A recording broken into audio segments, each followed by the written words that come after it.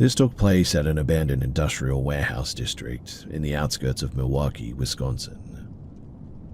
I was about 25 at the time, and I was working for a security firm that specialized in high-risk vacant lots.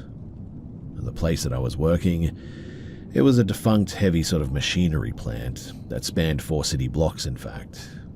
It was my 3rd month on the night shift, and I had long since stopped expecting the job to be anything other than a slow, quiet rot. So, it was close to 4 in the morning, it was a Wednesday, and I was performing a sweep of the main assembly hall when I saw something. A shadow moving across the upper level windows. It wasn't a flicker too, it was clear, a deliberate silhouette of a person walking slowly from the north end of the building to the south.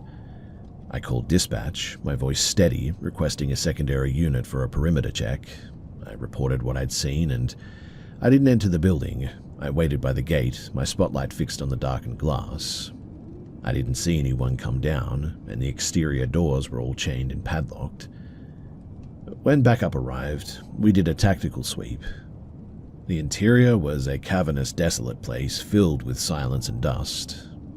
And after an hour of checking every level, we found a solitary office in the back, and inside, a man was hunched over a heavy wooden desk. There was a letter on the desk too, and a stillness in the room that felt weird. The investigators arrived, and the procedure was pretty clinical. They confirmed his identity, secured the site, and checked the logs.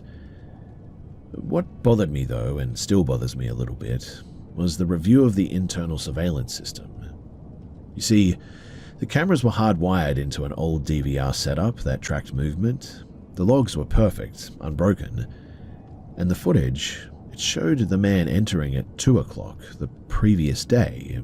It showed him walking into the office, sitting down, and literally never moving again. I mean, this guy was like a statue. There was no other movement in that building for 14 hours as well. I checked. Not a stray animal, not a maintenance worker, and certainly nobody else walking across the assembly hall windows at like 4 in the morning.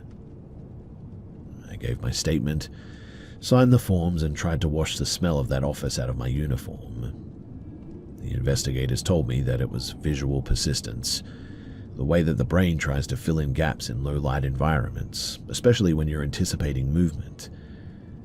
But I know what I saw. I saw someone moving. But when I think back about it, the way that they moved seemed a bit weird. They moved like something was being projected against the glass, like an image with no mass and sort of gliding. Even all these years later as well, in a completely different line of work now, I still wonder about that night and what that was all about. I know that I saw someone up there, that much I'm convinced about, and yet every single camera that I looked at, again, I confirmed, this guy was there for like 14 hours and didn't even seem to move, even an inch. It makes you wonder though if we're really alone in these places, or if maybe there's something else there. Do you guys ever feel like you've caught a glimpse of something that reality just wasn't meant to show you? And does it make you question what else might be happening in the gaps when we're not present? This whole event, it certainly did for me, and it's something that I'll never forget.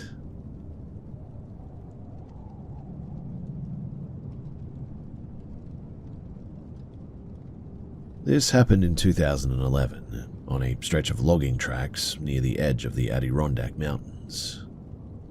I was taking a solo trek across a series of decommissioned logging paths that crisscrossed a patch of unmapped forest.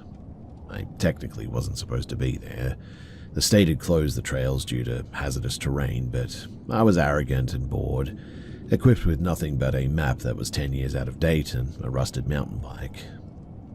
It was a late Tuesday afternoon. The sky was pretty ugly, and I was about 5 miles into the interior when I heard the first strike. A heavy, jagged rock hit the frame of my bike, snapping the chain guard clean off. I skidded to a stop, spinning around to see who was behind me, but the logging track was empty, a straight ribbon of dirt slicing through the dense pine behind me. Then the second strike. A branch, thick as a human forearm, slammed into the gravel inches from my boot. I dived into the scrub, pressing my chest into the damp, decaying floor of the forest. I waited for a laugh, a shout, some sign of a prankster. There was only silence, though. That's when the volley started. It wasn't just a barrage of throws, it was literally a horizontal assault.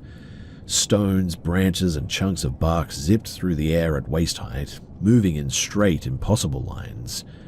I literally heard them pass by my ear, like arrows fired by a machine, racing past me as I huddled there. Each one struck the ground or the trees with terrifying force, too. I sat there, hands over my head, feeling the wind of the projectiles passing inches from my ears. I felt a sharp, burning graze across my shoulder. A branch had sliced through my jacket. I didn't dare look up, though. I was so worried that something would hit my head. I just screamed, "I'm going, I'm leaving, okay?"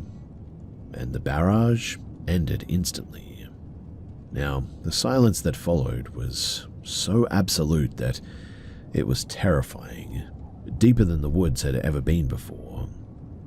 I sat there for a minute, catching my breath until I gathered the nerve to stand up again. I needed my bike to get out, so I stepped back onto the track, and that's when I saw it. On the left side of the trail, where I knew for a fact that there had been nothing but dense, impenetrable trees 5 minutes ago, suddenly stood a shed. It was a ruin, weather-beaten and grey, and its door hanging off a single rusted hinge. The door, though, was covered in a thick black moss that seemed to drink the light in. It looked like it had stood there for a century. I looked at the spot where I'd been riding seconds before, trying to orient myself a bit. I knew the trail. I had scouted this area just last month. There was no clearing, there was no shed. From inside of the structure, though, I heard the sound of somebody moving inside. I didn't turn back. I didn't try to look inside. I just grabbed my bike. The rear tire was now shredded, but the frame held, thankfully, and I ran, half carrying and half dragging it until I hit the main access road 3 miles away. I counted myself lucky to get out of there that day, and so I promised myself that I would never go back again.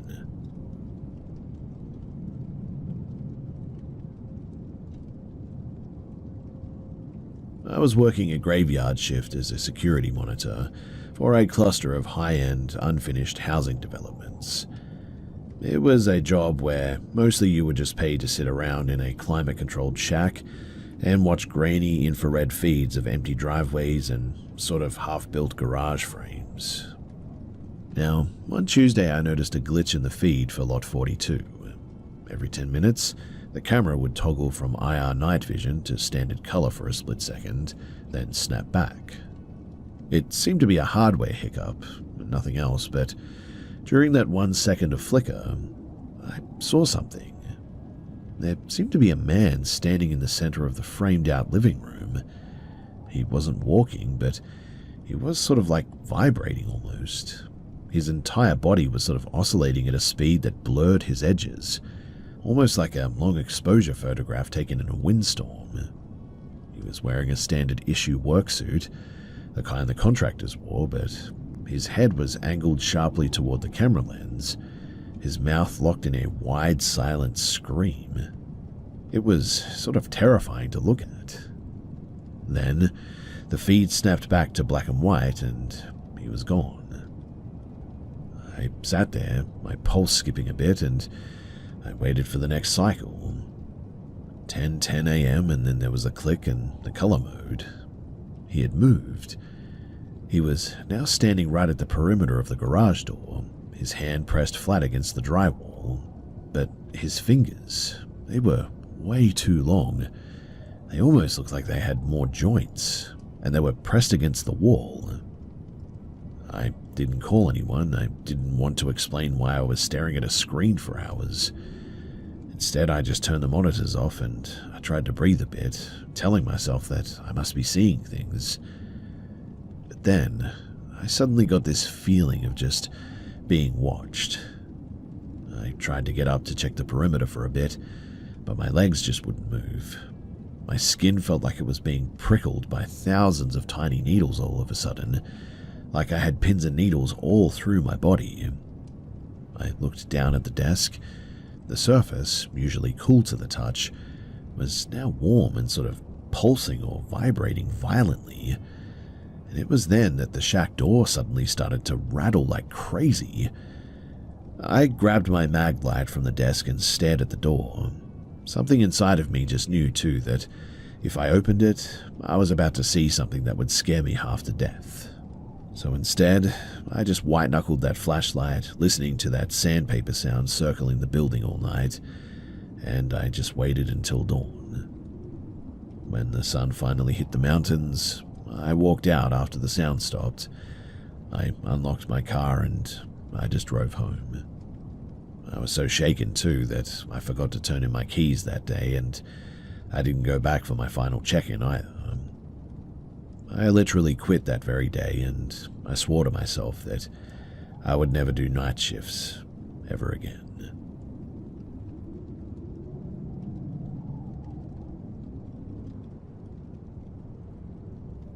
A few months ago, I was working as a courier for a regional supply chain.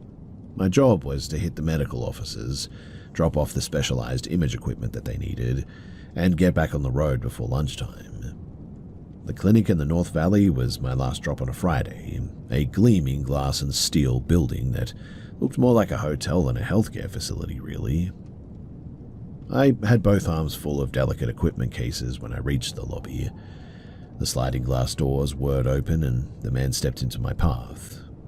He looked mid-60s, dressed in a sharp, albeit dated beige suit. He didn't look like a patient. He looked a bit more like a landlord, really. He held the second door open, though, with a practiced grace, and he said, "Let me help you with that." His voice was smooth, resonant, and entirely too familiar. I gave a polite, distracted thanks. I was in a bit of a rush to hit my deadline. He walked alongside of me, though, his stride perfectly synced with mine. He didn't just walk, though. He kept pace, like really mirroring my shifts in speed, his presence a constant heavy weight on my shoulder. He didn't stop at the lobby. He followed me into the restricted hallway, his conversation a seamless loop of benign, sort of disjointed questions. Things like, "Are you heading back home after this? Do you have family in the area? Is the pay worth the travel?" He didn't wait for answers. He treated my silence as an invitation to just keep asking questions. When we reached the imaging room, though, I started unloading the gear. The man started moving the empty cases, stacking them with clinical and rehearsed precision that genuinely was a bit weird. He knew exactly where the supply closet was. He knew where the trash went. He moved like he owned the square footage, in fact. When I finished, I turned to leave, and he was blocking the doorway, not with his body, but with his posture almost. He sort of leaned against the frame, arms crossed, watching me with a gaze that felt like he was mapping me almost. "You're very efficient," he said. It wasn't a compliment, though. It was an observation, as if he were grading a performance. Most people would have asked for a tip by now. I didn't engage. I sort of sidestepped him instead. As I walked down the hall, I could hear his footsteps behind me. When I reached the lobby, I didn't stop at the front desk. Instead, I just headed for the exit. He was right behind me, his voice pitching up, shifting from polite inquiry to a sharp, insistent command. "You haven't answered my question. What's your next stop?" I reached the parking lot, the Arizona sun blindingly bright. I could hear his shoes hitting the pavement, getting faster, closing the gap. I dropped the empty carrier, unlocked my van, threw the stuff inside, turned around to begin telling this guy that he needed to leave me alone. But when I did, there was no one there. But that's when I noticed that he was now suddenly at the front of my vehicle. He had stopped about 10 feet away and just stood there, staring at the driver's side window. I have no idea how he got there so quickly, though. He then pulled a slim black device from his pocket, Not a phone, but something that clicked with a metallic shutter-like sound as he held it up and pointed directly at my dash. I didn't wait to see what it was. Instead, I just got in the vehicle and I floored it, the tires kicking up a cloud of desert dust behind me. I looked in the rearview mirror as I hit the main road, and he was still standing there, motionless, his arms still raised, still tracking the movement of my van until I was miles away. Now, here's where things get really weird. So like I said at the beginning of this, I was doing this sort of deliveries frequently for this place, and so eventually I had to go back there and do the same thing. So I went in and I actually stopped at the front desk and I asked them about what happened that day and if they had security camera footage of that guy, and so I asked who he was and why he was acting so weird and sort of going into restricted areas and all that. They seemed curious about this too, and they said that really nobody should be going in there with me, that it was actually a restricted area and that I was really the only one who should be going in there. They sort of gave me a bit of a slap on the wrist about that and warned me that if it ever happened again that I shouldn't let anyone in there and that I should call security and all that. But anyway, they eventually checked the cameras and it was the weirdest thing. I mean, you can sort of see me doing my movements and picking up things, and I still have the boxes in my arms that I thought that I had given to this guy. I also seemed to answer someone at some point, and anyway, long story short is that apparently I was behaving weirdly as if somebody was there, but in the video you don't see anyone. But I am absolutely certain that I saw this guy. I mean, I remember him clearly. I still don't have an explanation for that day, and, well, the people at the front desk sort of looked at me weirdly, like maybe I was lying or something, which, given the fact that they don't even know me, I can sort of understand their reaction. Anyway, I didn't get any official warnings or anything because, well, in the security footage, I'm the only one there. I have no idea if I was just hallucinating the whole thing or what, but I certainly know that the whole thing felt real. But if there was no one there, then who did I give those boxes to? I mean, there's no way that I could have carried all of that up by myself. Usually I do like 2 or 3 trips, but this guy helped me get it all up there. But in the video, you see me literally carrying everything, which normally I just wouldn't even do. It's way too precarious for all of that stuff, and it's pretty fragile stuff as well, so I just wouldn't really take the risk. This whole situation has me just really weirded out. Every time that I return there now as well, I'm always looking over my shoulder. I don't know, I just get this really eerie feeling there now that I'm being watched, and I really don't like that place.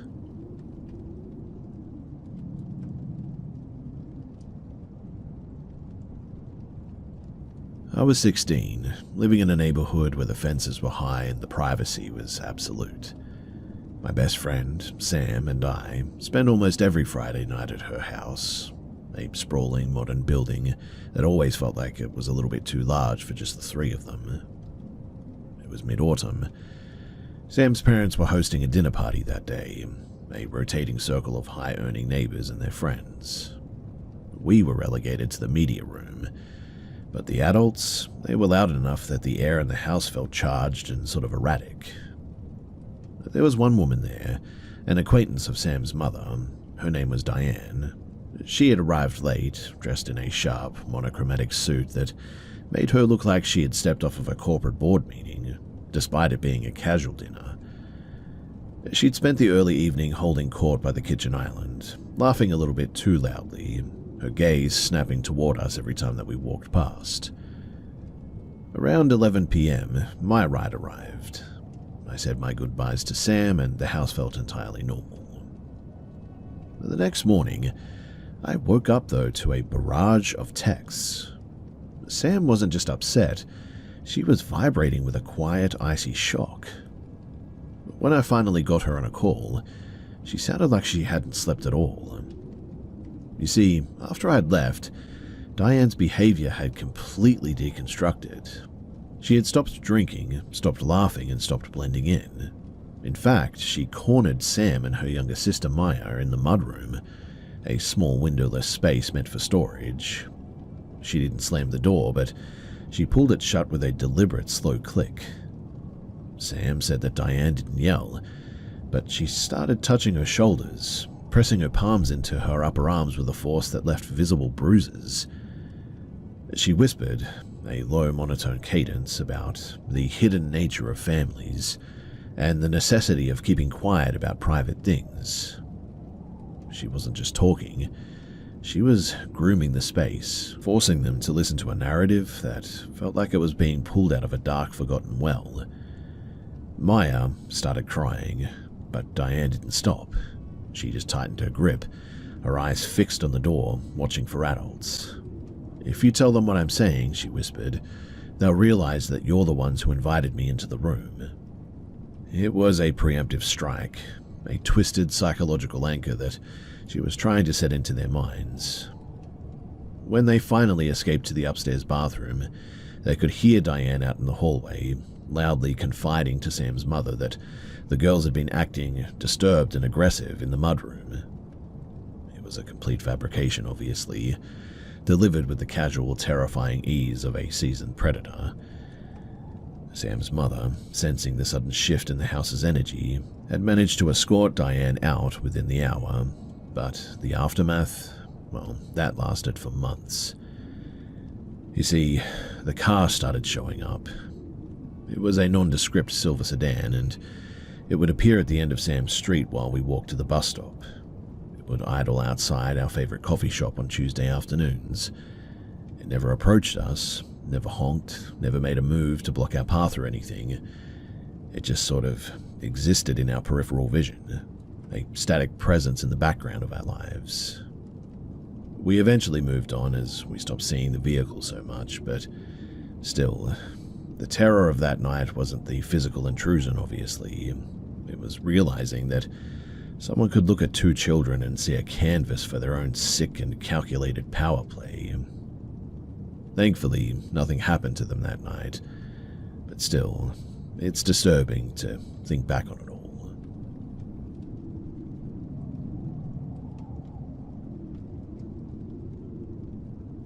I was 17 when this happened, living under the kind of roof that made sneaking out feel like a high-stakes intelligence operation.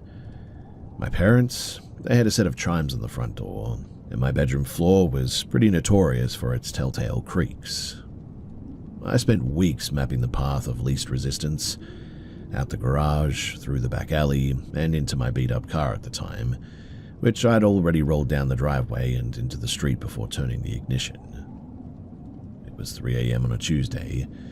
I was coming back from a friend's place, my head swimming with caffeine and the creeping dread of being caught before dawn. The suburban streets were ghost town empty at this time, lined with identical oak trees. I was 6 blocks from home when I saw the headlights behind me.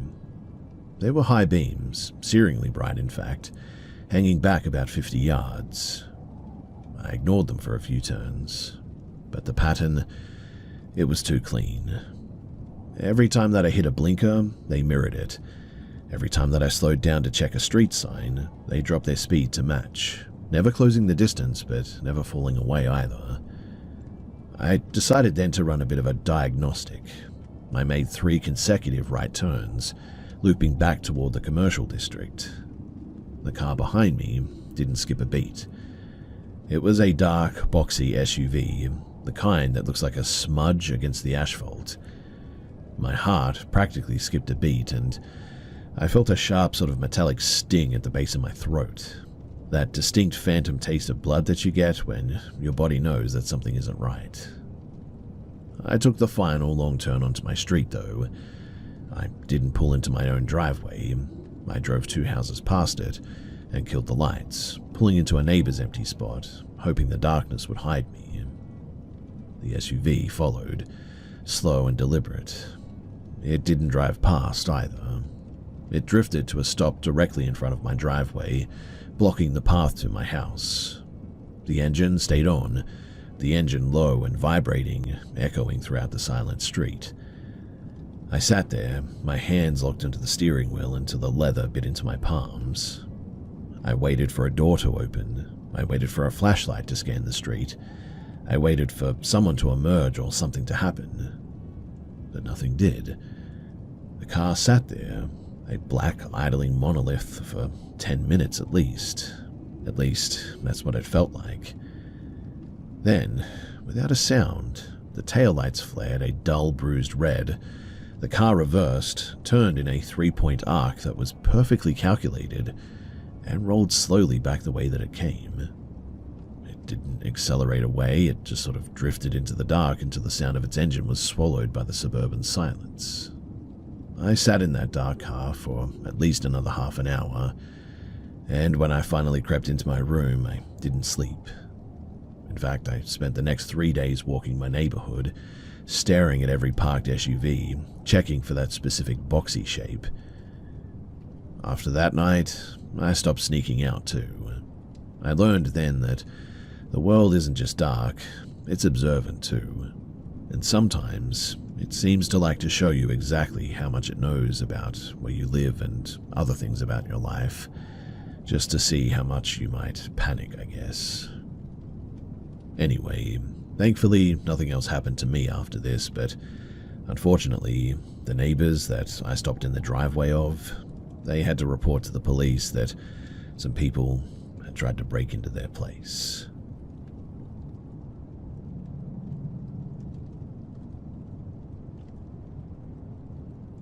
So I'm a project manager who spent the day in the loop of the North Shore of Chicago. It was late November of last year, and it was the kind of night where the wind off the lake cuts through anything thinner than a winter parka. I was out with my fiancée, Sarah, celebrating a promotion that I'd received. We'd spent the evening in a lounge in River North, and by 11:30, the temperature had plummeted, so we pulled up a rideshare app. The pickup was a nightmare. When the car finally swung into the curb, it wasn't the vehicle that the app promised. It was a heavy slate-grey van with tinted windows that seemed to swallow the streetlights. I got in the back left. Sarah slid into the right. The driver was a man in his late 50s, his face obscured by the shadow of the visor, his hands draped over the wheel with a heavy, unnatural stillness. He didn't say a word when we gave the address, too. He just sort of pulled away, the doors locking with a metallic thud that echoed throughout the cabin. For the first few blocks, the silence was sort of aggressive, really. Then he started tapping his fingers against the leather of the wheel. And then he started talking to himself, his voice a low, gravelly drone. He was listing streets, I think, house numbers and names of people that I didn't know. It felt less like a conversation, though, and more like he was sort of reading a list of inventory. My internal compass started screaming as well. He wasn't heading toward our suburb. He was steering us toward the industrial corridors along the river, a dark, deserted stretch of abandoned warehouses and high-tension wires. Hey, I said, my voice intentionally level. You're taking the long way. The highway's open. He didn't acknowledge me. He kept staring ahead, his eyes fixed on the empty road, his mouth still moving as he kept saying things. I said you're missing the turn, I repeated, louder this time. He then literally slammed on the brakes, the car skidding on a patch of black ice, coming to a dead stop in the middle of the empty road. He sat there, his shoulders hunched, and then he just let out a laugh. A sharp, dissonant sound that had no humor in it, though. He didn't turn around. He just tilted his head toward the rearview mirror, his gaze locking onto mine, and with a terrifying hollow clarity said, I was looking for the one. His voice dropped an octave when he said this. I didn't realize there was a pair. I didn't argue with this guy. I didn't reach for the door either. I just leaned forward and tapped my phone screen, ending the trip while we were still moving. End it here, I told him. Right now. The shift was instantaneous. The man slumped, his shoulders dropping, the tension leaving his frame like an air from a punctured tire. He didn't speak. He just flicked the blinker, made a U-turn that barely missed the curb, and drove the rest of the way out of the neighborhood in total terrifying silence. He then dropped us off at another street, and he didn't wait for a rating or anything. He didn't wait for us to clear the sidewalk. As soon as the last door clicked shut, he just tore away, his tires literally spinning on the pavement until he was gone. We walked home in the end that night, and we spoke about it the whole way home. My poor fiancée was practically beside herself, but she said that I handled it well, and so she was thankful that I was there. Eventually we made it home, and we didn't report it as an assault or anything because, what do you report? A detour? A strange comment? We did report the driver for unprofessional conduct, though, with the app. But that's when we found out that apparently this guy wasn't with them. And the real person that we had ordered that night for a ride, well, they had apparently cancelled the ride after we didn't show up for a while. That was certainly creepy to find out. And after we heard that, well, we did actually make a report with the police in the end.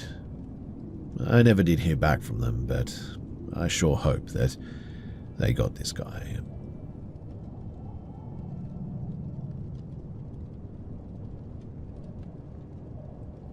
This was back in the early 2000s, when I was living in a neighborhood that genuinely felt like a bit of a sanctuary.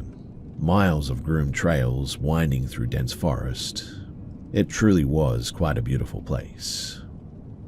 Now, it was a Saturday in late April, and my parents, they were at work, and my brother had taken our golden retriever to a groomer in town that day. Boredom had gotten the better of me, so I slipped on my sneakers and I headed for the main trailhead. I walked the loop clockwise, my headphones on, the music providing a nice barrier between me and the world. When I reached the lower section, near the gravel parking area where out-of-towners usually started their hike, I saw a man there. He was in his late 30s, balding, wearing a heavy oversized flannel shirt that looked too thick for the mild weather. He was standing perfectly still, watching the trail entrance. He wasn't walking a dog or anything. He didn't have a pack or a water bottle or anything like that. He was, well, just sort of standing there, anchored. As I passed by him, though, I gave the universal nod of a local. He mirrored it, then immediately took a step toward me. "A beautiful day for a walk," he said. His voice was too loud, though, carrying with a sharp, forced sort of cheer to it. I didn't stop, but I slowed my pace a little bit. He fell into step beside me, his gait awkward and sort of mismatched to mine. "I used to hike this every day," he continued, not waiting for an invitation, "before things got, well, difficult." He then started unloading. It wasn't small talk, too. It was a deluge of grievances, a failing business, an ex-wife who didn't understand the work, a landlord who was trying to steal his time. It felt like standing in the path of a broken pipe. I kept my answers short, and I was trying to give him the hint that I just wanted to be alone, but this guy just didn't get it. Anyway, we reached the junction where the trail splits. One path leads back toward the suburban streets, and the other circles back to the parking lot. He should have turned left, but he didn't. He drifted right, sticking to my shoulder like a shadow. When we hit the residential street bordering the woods, I stopped. I wasn't far from my front door now, and the realization that he was following me onto my own street sort of snapped something in my chest. "Hey, I'm actually turning off here," I said, pointing toward a random neighbor's driveway. He didn't break stride. He just kept walking, leaning in close enough that I could now smell the stale tobacco and what smelled like, I don't know, burnt electronics or something. It was sort of an acidic odor that made my eyes sting a little bit.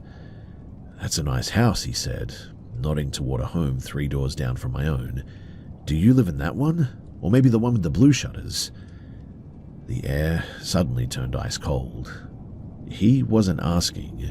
I could tell that he was fishing. I forced a laugh, my hands shaking in my pockets now.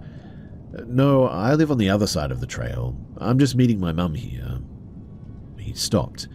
His expression shifted from a forced cheer to a flat, vacant stare. He looked at the house, then back at me, his eyes tracking me, like he was deciding if the effort was worth the reward.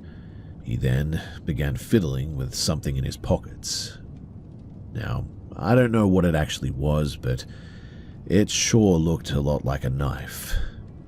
But thank the heavens, because just then a neighbor, a woman that I knew from the neighborhood, pulled her car out of the driveway down the street.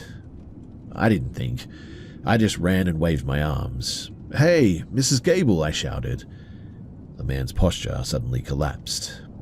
The intensity that he had suddenly vanished, and was replaced by a sudden shifty sort of nervousness. He didn't say goodbye, he just turned, his movements jerky and sort of disjointed, and hurried back toward the trailhead, his heavy flannel shirt billowing behind him. I didn't go home straight away. I walked to Mrs. Gable's car and waited until my parents pulled into our driveway 10 minutes later. I never did tell them the full story. I didn't want to lose my freedom, which, yes, I know is stupid, but I never did hike those woods alone again either. Even now, though, when I sometimes walk through that area with others, I still don't listen to music. I keep the world loud now, and I keep my eyes peeled as well. I guess you learn quickly from things like this that a place can feel like a sanctuary. That is, until the moment that you realize that, well, you're the only thing on the menu.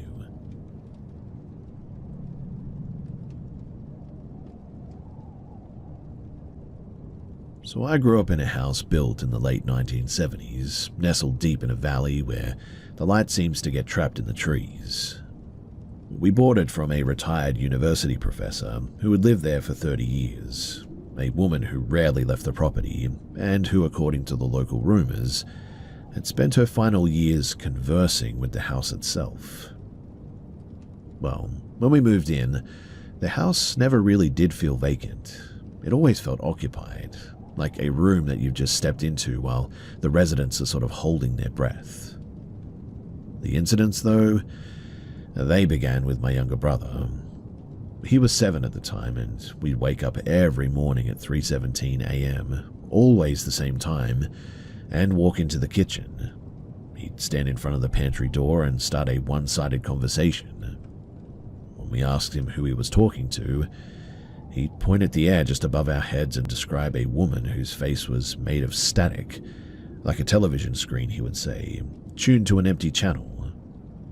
He wasn't scared, or at least he never seemed that way, but he seemed more frustrated, really, as if he were trying to explain a complex concept to someone who just couldn't quite grasp it. My father, a man who believed only in physics and bank statements, also had his own breaking point. So one night, he was reading in his den when he felt a sudden sharp pressure on his shoulder. He described it as if someone had just placed a heavy, cold item over him. He looked up at the time, and the shadows in the corner of the room had coalesced into a dense, oily mass.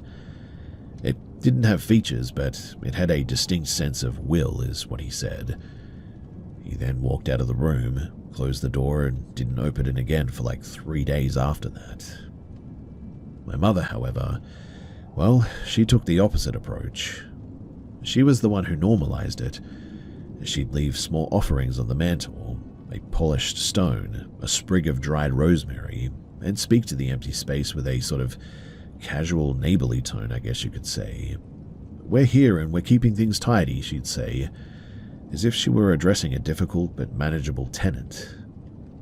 For years, though, it seemed to work, really. The house quieted down. The static-faced woman stopped showing up with my little brother. But then, unfortunately, my father died, and the house sort of seemed to realize that the primary defender of the house, I guess you could say, was gone. Within a month, the settling noises, the creaks and the pops of an old house, evolved into something way more intentional. Objects didn't just fall, they were moved from one surface to another. I'd set my keys on the foyer table, for instance, and 10 minutes later, they'd be in the middle of the hallway, down on the ground, and I have no idea how they got there. But the most jarring incident, well, that actually happened a little bit later. So I was in the living room with my dog, and he was a rescue who usually slept through everything.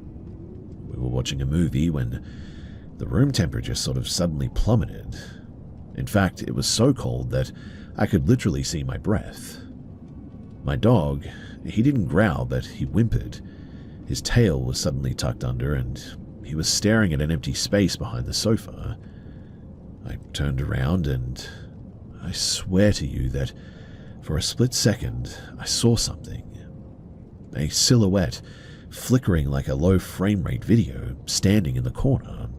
Its hair didn't move with the gravity, though. If I had to describe it, it sort of like glitched, shifting in and out of focus. It didn't seem to be looking at me, though. It was sort of looking in the direction of the thermostat, its hand raised in that direction. The power in the house suddenly cut out at that point. Not a brake trip, though, but a total system failure. My dog and I, we sat in the dark for a minute, and then, from the basement, I heard something. I heard someone, talking down there. It was a muffled sound, and it sort of sounded like the person was underwater or something, but I couldn't make out what was said. Obviously, we didn't go down there, and we were both terrified. I just sort of huddled up with the dog, and I didn't try to turn the lights back on, and eventually my mother came in and, well, she sort of saved us, I guess you could say.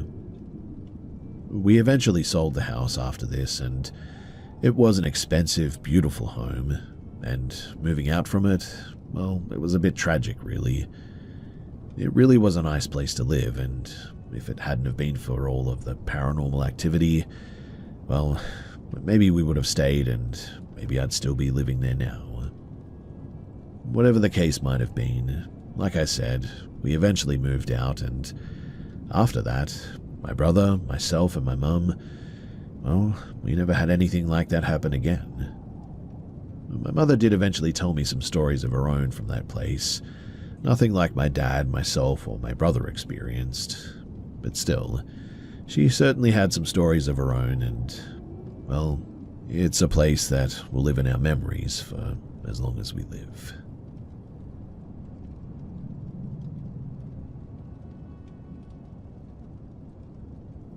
So I was working for a private security firm when this happened. My sector was a cluster of 3-story brick lab blocks that had been effectively mothballed since the early 90s. The site, it was a maze of rusted ductwork, long since deactivated cooling units, and hallways that literally felt designed to induce vertigo. My job was basically to check the perimeter, log the thermal readings in the old storage units, and then to just clear the floors. Building 4, the old chemistry wing, was the one that everybody whispered about. It was technically empty, half the lights were disabled, and the air had a thick metallic stagnation that made your lungs ache a little bit. Probably a residue from all the chemicals used in there, but the first time that it happened, it was 2 a.m. on a freezing Tuesday. I was on the 2nd floor, a corridor so long that it almost curved into the horizon. I was logging the temperature on the freezer unit when I heard something. It was sort of a sharp popping sound, followed by a high-pitched harmonic resonance that sounded like somebody running a finger around the rim of a crystal glass almost. It was so loud as well that it actually vibrated in my ears a little bit. I radioed the dispatch center. There was silence on the other end, though. They couldn't hear a thing apparently at the time. I did a full paranoid sweep with my flashlight, checking every door, but I couldn't find anything. Just dust, shadows, and well, whatever that sound was. I left that night, not knowing what the heck that was, and made a report, but really nothing ever came of it. Well, 2 weeks later, the visual anomalies started. So I was walking the 3rd floor corridor when I saw something. It was just a flicker of motion at the very end of the hall, but I know that I saw it, near the stairwell. It didn't look like a person exactly. It looked more like a tear in my visual field, sort of a vertical shifting distortion, almost like looking at a person through fog. It moved with a sort of jerky, disjointed speed, flickering in and out of the light range before simply, well, just winking out of existence. I stood there for a full minute, my flashlight beam fixed on that spot, and I knew with a terrifying sort of intuitive certainty that if I had walked down that hall, that I wasn't about to reach that stairwell. So instead, I just turned around and I walked the long way back to the exit that day. I didn't write it in the log. I didn't want the paperwork. The dream, however, was the one that really broke me. So I actually slept in my car in the guard booth on my off hours, and I fell into a sort of state of paralysis at one point that felt less like sleep and more like being pinned to a board. I was back in the chemistry wing, but it wasn't empty anymore. It was active. The lights were on, and I could sort of feel the energy of something around me. I was standing in the middle of that long second-floor corridor, and there was something standing about 10 feet away from me. It was a silhouette, but it was just wrong. It was too tall, its limbs stretched out like a wire frame, and its skin had this sort of oily, iridescent sheen of spilled gasoline to it. It didn't have a face, just a flat black surface that seemed to absorb the light around it, and it wasn't threatening exactly, but it almost seemed like it was waiting. I woke up screaming, my entire body drenched in sweat, but the weirdest thing is that I could have sworn that I was floating or something, because when I woke up, I felt my whole body sort of fall back onto the backseat of my car, and that was a bridge too far for me. I quit the next morning, and I never did go back there. I didn't take any other contracts in that sector, in fact, and it's been over a year now. I still get that weird sort of falling feeling in my stomach. You know the one, right? When you go down a hill that you're not expecting. Whenever I pass an old industrial building, that reminds me of that place. The rational side of my brain tells me that it must have just been fatigue, toxic mold, maybe the chemicals were getting to me, or the residue of it at least. All classic explanations for a haunted building phenomenon, right? But a part of me just sort of knows that it really wasn't any of those. I don't know what was in that building, but whatever it was, I'm just glad that I'm far, far away from it now.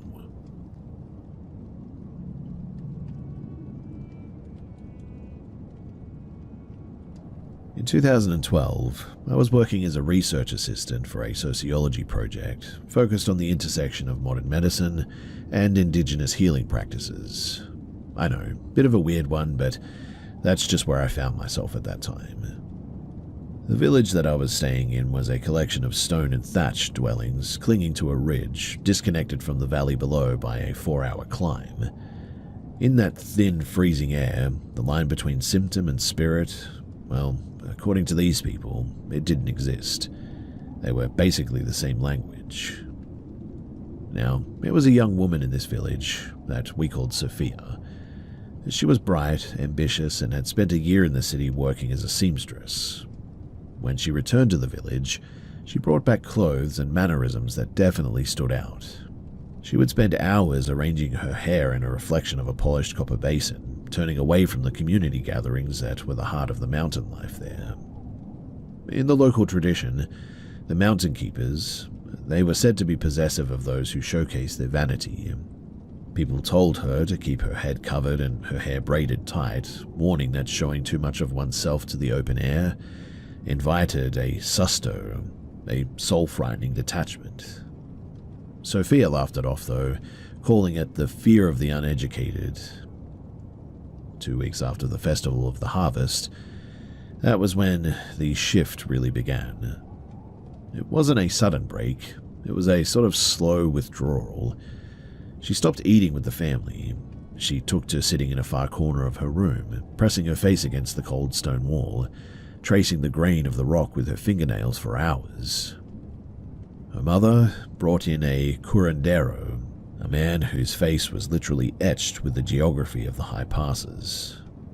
He didn't come with incense or bells. He came with a bundle of dried herbs and a bowl of stagnant, icy water.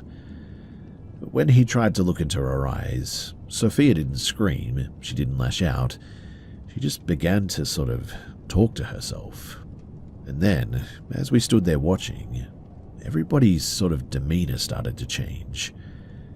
The curandero was baffled. He pushed her, in fact, challenged the spirit that he thought was responsible, but she only smiled, a flat, vacant expression that didn't reach her eyes. "You're trying to heal a ghost," she said, her voice sounding a bit more like a recording played at half speed. "But the ghost isn't me, it's the stone." I didn't know what that meant, but the family eventually reached out to a mission doctor in the city. He arrived days later, a weary man with a bag of antipsychotics and a clipboard. He looked at Sophia, looked at the curandero, and then looked at the village elders. "She's catatonic," he said, tapping his pen against his pad, "and she's also severely malnourished." But the family, they didn't see a medical crisis. They saw a spiritual siege. They refused the medication in the end, fearing that it would lock the door on a spirit that was trying to leave. They kept her in a small, windowless shed at the edge of the property, a controlled environment that looked an awful lot like a prison. I watched it for 3 weeks.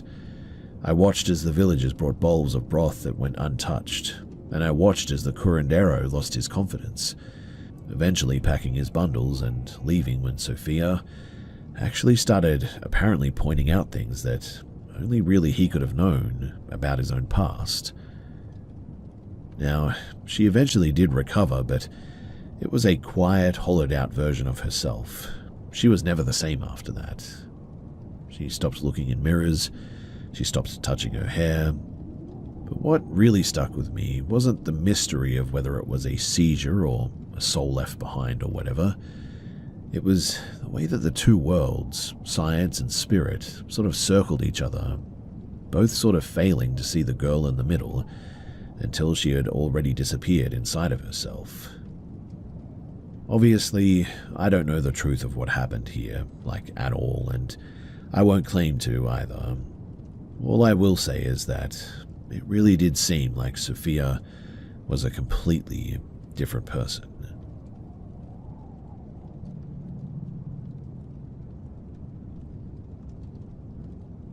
Back in 2008, I was freshly married and completely broke because of the financial crisis at the time. We'd moved into a converted storage shed on a failing orchard, about 20 miles from the nearest town. It was a truly dusty, windswept stretch of land, littered with abandoned irrigation equipment and the skeletal remains of dead orange trees. The owner was a recluse too, who lived in a farmhouse across the dirt road, rarely seen except when he was checking the perimeter of the groves with a spotlight. We were there to try and, well, save some cash, but that place was eerie, let me tell you. The events didn't start with a bang either. They actually started with the irrigation lines. Every single night, the metal pipes outside of our bedroom wall would rattle. Not just a sort of expansion of metal in the cold sort of thing, but it was like somebody had picked it up and just sort of gone to town on it. It also sounded at times like somebody had taken a wrench and was sort of dragging it across these pipes. When I'd run outside with my flashlight, convinced that somebody was out there sort of maliciously doing damage, the gravel driveway was always undisturbed and I never did find anyone. Then the smell started. Not rot, but a sudden sort of intense concentration of I don't know, sulfur or something. It was disgusting to smell and it was potent too. My wife was a bit of a realist, a nurse who dealt with life and death every day, but even she started locking the heavy steel-bolted door before sundown. The events, they weren't limited to the pipes anymore too. We would wake up to find every cupboard in the kitchen standing wide open. Not just unlatched, but fully swung wide, as if the entire house had been ransacked while we were sleeping. Mind you, I never woke up or heard anything, which was weird. One afternoon, though, I found a coyote pup on the edge of the grove. It was lethargic, stumbling in circles. I took it into the shade, gave it some water, and it seemed to perk up a little bit. But by evening, it was dead on our porch. When I went back about maybe an hour later to bury this poor thing, it was now gone. I did look for tracks. I mean, obviously maybe a predator took it, but I couldn't find any. There was no blood, no tracks, nothing. Just a clean, empty patch of dust. I eventually confronted the landlord about what was going on. I expected a bit of a shrug, to be honest, but instead, he sort of stared at me, his face turning the color of wood ash. He then told me that the land was apparently cursed by a debt of blood. 3 brothers apparently had died in a freak flooding accident during the 1950s, all trapped inside of a pressurized storage tank that had rusted shut.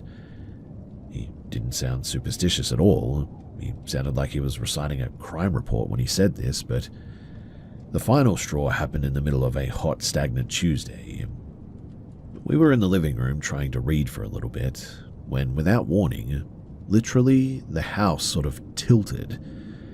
It wasn't an earthquake or anything, but the entire structure just seemed to drop 6 inches on the left side, slamming into the foundation with a force that shattered every window pane in the house simultaneously. But the weirdest thing is that the sound wasn't like a normal crash, I guess you could say. It was a sort of deep, resonant groan that seemed to come from the soil itself. And then after that, the house obviously fell and the windows all shattered. After that, I didn't pack. I didn't grab the dishes. I literally just shoved my wife into our car and I turned the key. But then the ignition clicked. It was a dead hollow sound. But then the weirdest thing happened. So, as I'm sitting there trying to get the car to start, the air around the car began to shimmer, the heat turning into a blurry sort of distorted haze. From the tree line, I heard the sound of snapping branches, thousands of them, all at once, creating a deafening wall of noise that moved toward the car. I literally slammed my fist against the steering column, cursing and praying, my wife absolutely screaming now, when suddenly the engine caught on the 3rd try, a sputtering roar that I was grateful for. We hightailed it out of there, not looking back, the sound of branches snapping chasing us all the way down to the main highway. We eventually drove a few miles, and with the cash that we had managed to save, we were able to get a hotel room that night, and we never did go back to get our things. Instead, I literally hired a crew with basically all the money that we had to haul out what was left a week later, and I refused to even sit in the truck while they were working there. I've had stressful jobs since then, and I've certainly slept in plenty of strange places, but I have never, ever experienced anything like that. The whole experience, it certainly changed me as a person as well. I was one of those people that would dismiss the paranormal stories of other people, always thinking that there could be an explanation for it, a logical one. But after that, I certainly don't dismiss other people's stories as quickly as I used to.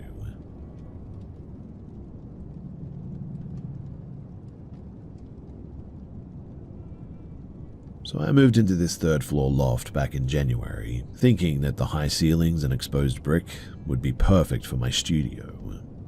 It's an old building, thick masonry, narrow hallways, and a ventilation system that moans like a tired animal. In the hallway, outside of my office, the air often shifts from dry and stale to thick and oily, coating your skin a little bit in fact. The first time that it happened, I was working late on a project. I heard my own voice, clear, calm, and perfectly mimicked, call out from the bathroom. "The light's failing, come and check the fuse." Obviously, I didn't get up, I just sort of sat there, panicked and listening to the silence that followed, knowing full well that I hadn't opened my mouth. Then, I would be in the kitchen and I would see a figure, my own likeness wearing the clothes that I'd changed out of like 3 hours ago, walked past the threshold and into the bedroom. I'd follow, expecting to find, well, someone, but the room was always empty, the air still and heavy with that oily sort of feeling again. My partner, Elle, was the skeptic until last Tuesday as well. We were having dinner, and the flat was finally quiet for once, when the radiator in the corner started to pulse. It was like a giant heartbeat pushing against the iron. "Do you feel that?" she asked, her wine glass literally vibrating on the table. I didn't answer. I watched as the heavy floor-to-ceiling curtains in the living room began to billow inward, even though the windows were factory sealed and the air was dead still. Then the mimic started. Elle was in the bedroom when I heard her voice coming from the kitchen. "I can't find the spare key. Can you help?" I looked at the hallway, saw Elle standing in the doorway of the bedroom staring at me with a look of just pure, unadulterated terror. She had definitely heard it too. The voice from the kitchen, it called out again, sharper this time. "I'm waiting. Why aren't you coming?" We didn't go into the kitchen. We stayed in the living room, backed against the wall, listening as the kitchen cabinets began to open and close in a frantic sort of uncoordinated way. It was then that I said, "I'm here." I shouted this toward the kitchen, my voice cracking a little bit. "Whatever you are, stop it." Then the flat went dead silent. That oily feeling in the air vanished. The air snapped back to its usual dryness. But then, from directly beneath our feet, right through the floorboards, we heard a sound that I still cannot shake. It was a child's voice, clear and bright, laughing. And right behind it, a sound like a dog snarling, but the snarl shifted into a high-pitched electronic screech, like a tape recorder being jammed into a blender. I've spent my life studying the way that buildings are put together, how they hold weight, how they age. I know what it sounds like when they settle, and even how weird it can be at times. But this was not settling whatsoever. Whatever it was, though, we didn't stick around any longer. We left, and we're moving out in 2 weeks now. I don't care about the lease, the deposit, or the professional convenience of the space. I just don't want to be anywhere where my own voice can be used as bait like that. Now, I've read up on some things about mimics and all that. I didn't even know about these things before this event. And, well, the whole thing is pretty frightening. Like I said as well, we still have about 2 weeks here, so if you guys have any advice as to how we can protect ourselves during that time, well, that would certainly be much appreciated.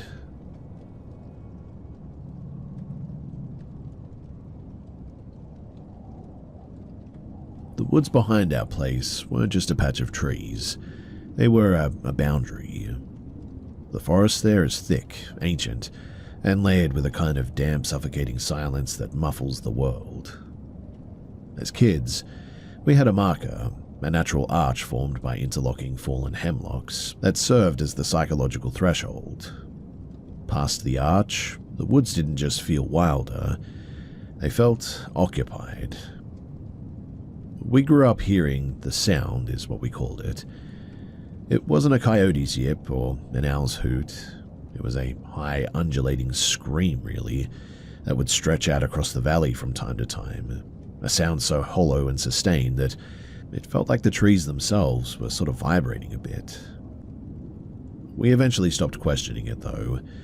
I mean, asking what makes a sound like that is sort of pointless, really.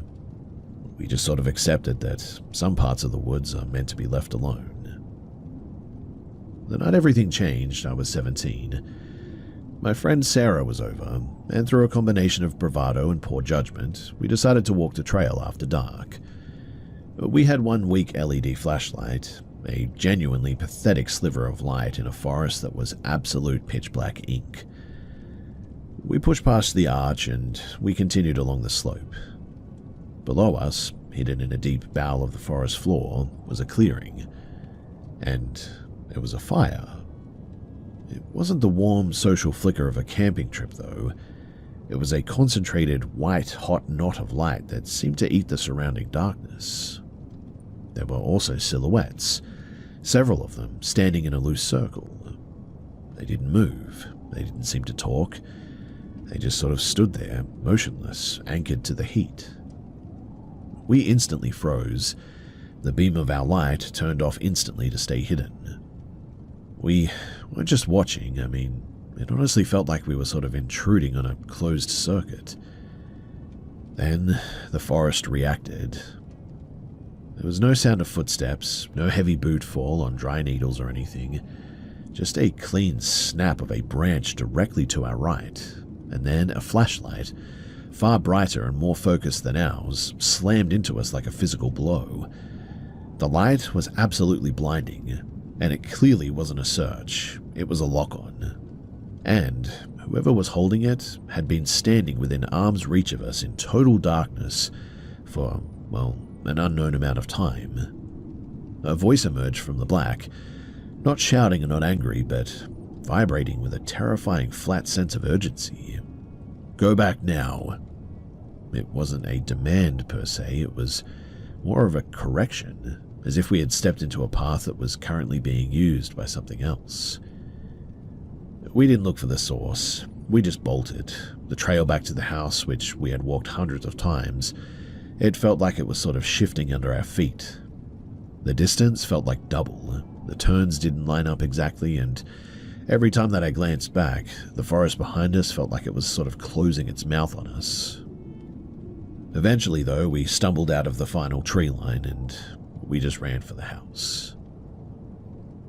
My mother's reaction the next morning was really the most chilling part of all. She treated it as a sort of matter-of-fact thing. People go into the woods for all sorts of reasons, is what she said. But she didn't understand the physics of that moment. The group by the fire was downhill facing inward. There's no way they couldn't have seen us. And the person who stopped us hadn't been walking. They seemed to have been there waiting that whole time. They seemed to have been standing there among the trees, invisible, silent, watching us approach for minutes before they decided that we had reached the limit of our safety or something. I've hiked across the Pacific Northwest since then, but I've never forgotten that night. It wasn't a haunting and it wasn't a crime, I don't think, but it certainly was a realization that there are parts of the woods that are sort of being patrolled, I guess you could say. That there are people or things who treat the forest not as a public space, but as a private room. Well, what do you guys think? Do you think that the people that we saw were actually humans, or were they something that just looked enough like us to keep us from asking too many questions? And if they were human, what the heck were they doing down there? Do you guys have any ideas whatsoever?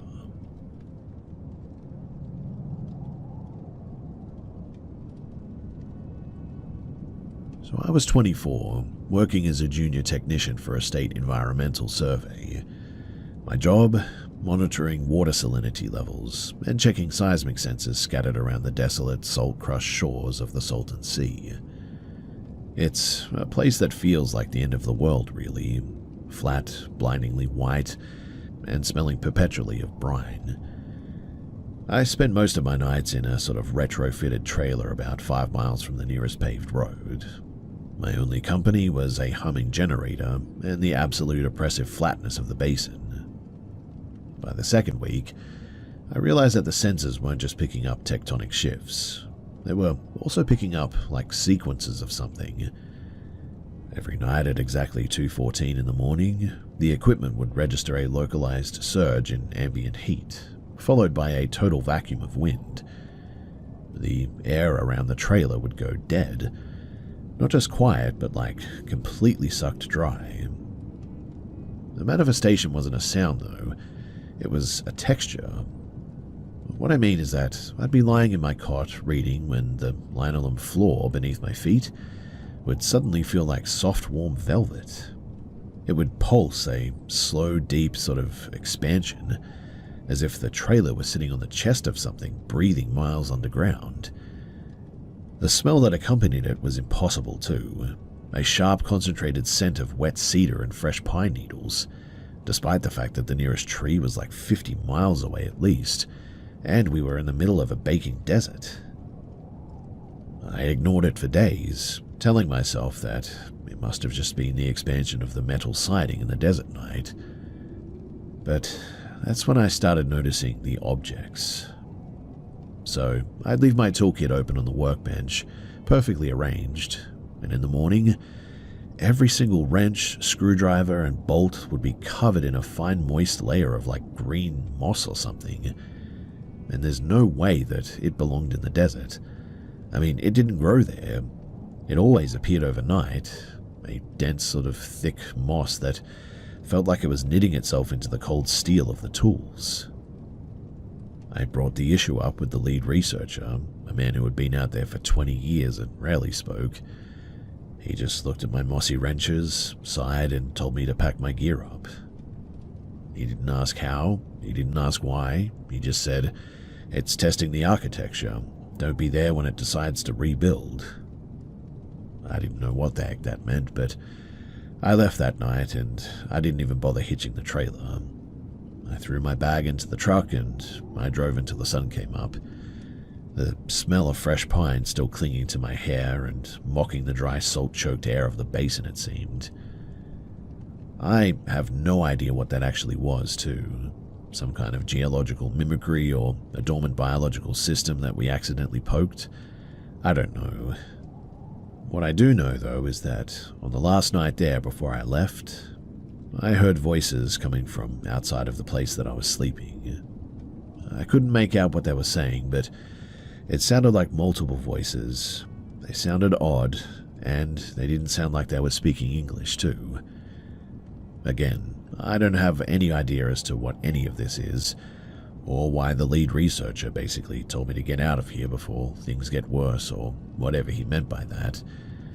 But I didn't go back there after that, and I ended up changing my location and asking for a transfer, which, thankfully, they were cool with.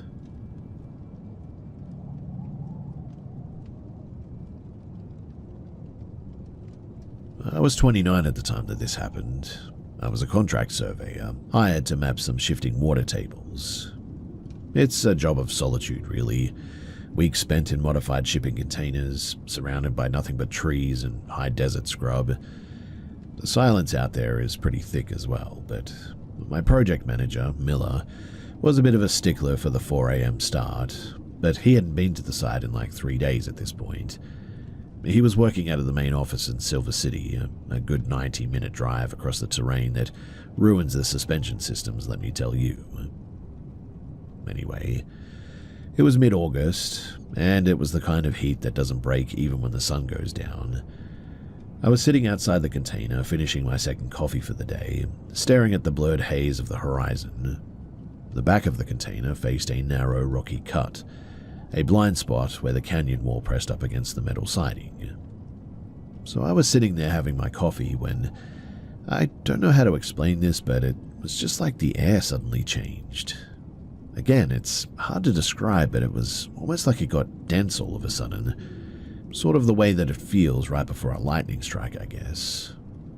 Then a voice, Miller's voice, cut through the stillness. It didn't sound like it came from the canyon, but it sounded like it was coming from inside of my own chest. I know that that sounds weird, but genuinely it was like I was hearing voices in my head.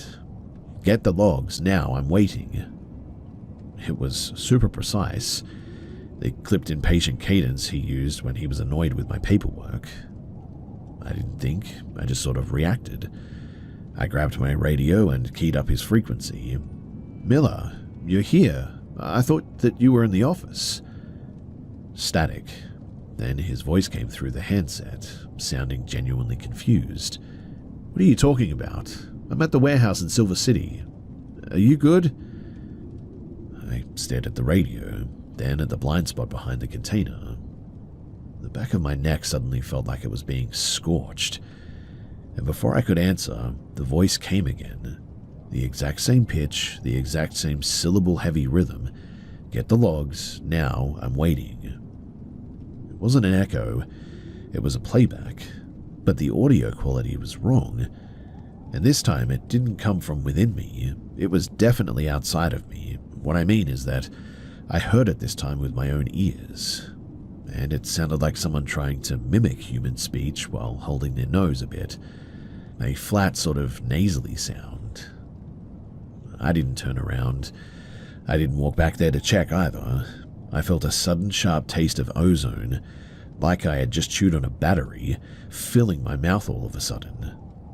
I unlocked the container door, stepped inside, and I instantly threw the deadbolt.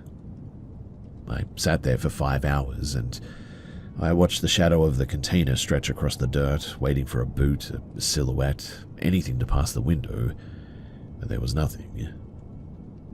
When I finally stepped out cautiously at noon, the canyon was now dead. Not a lizard, not a bird, just the heat shimmering off the shale. I didn't find any tracks or anything, but I did find the ground near the wall, that there the dirt was sort of depressed, as if something incredibly heavy had been standing there. But it wasn't the footprint of a person or anything. It was sort of a pattern of a circular shape, shallow indentations, as if something with a flat pebbled surface was stood there. Maybe like a tire or something. Whatever it was, though, it had been pressing its weight into the earth, and I could see it.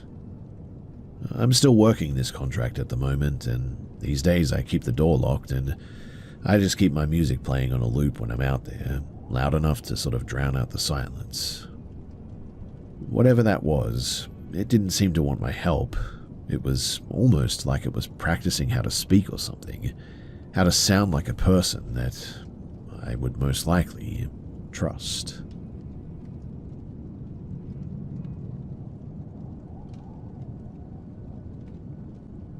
When I was 22, I had a freelance gig that barely covered my rent. And so, to bridge the gap a little bit, I started consulting, mostly tech-adjacent work for people that I knew through friends of friends, really. It wasn't exactly legal, I guess, but in that scene, nobody really cared as long as the work got done and the check cleared. Honestly, I thought that I was untouchable as well because I was pretty careful about how I did things. I kept the circle small, I never met clients in private. But then, I met Julian. He wasn't a client, he was a fixer who showed up to a job site that I was working.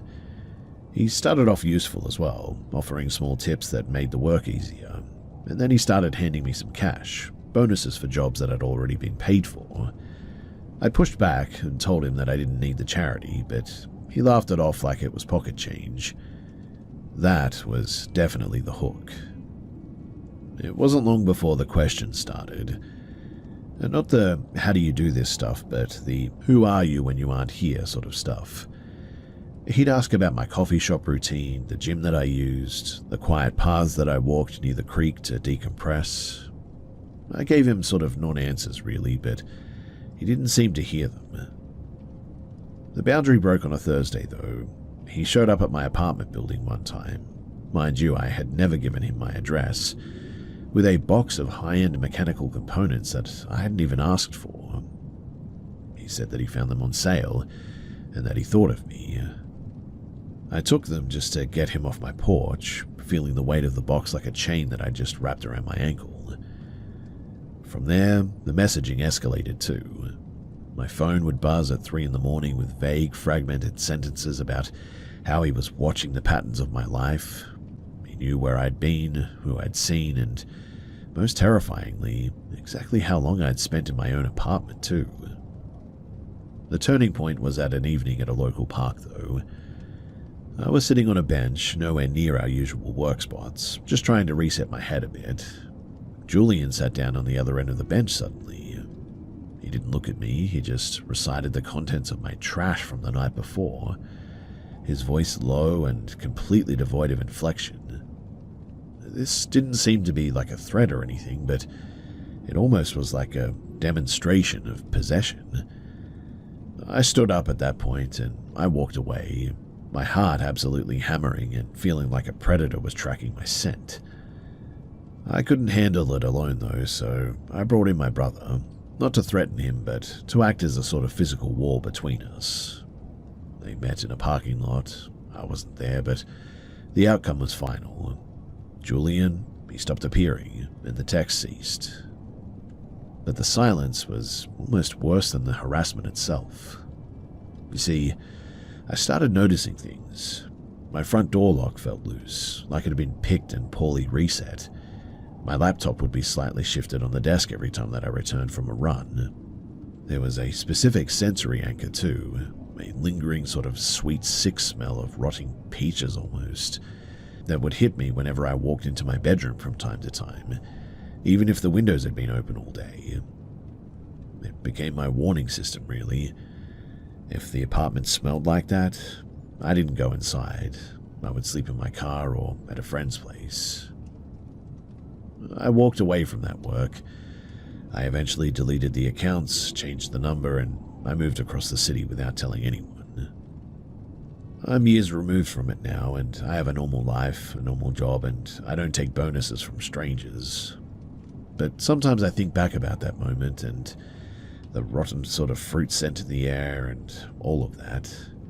He must have been following me, and although I can't prove it, I think that he was in my house a lot.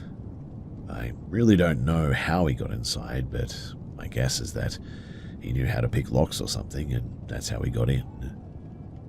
Either way, I eventually just became another face in the crowd, and I never let anyone get that close again after that, because it was truly terrifying to go through something like this.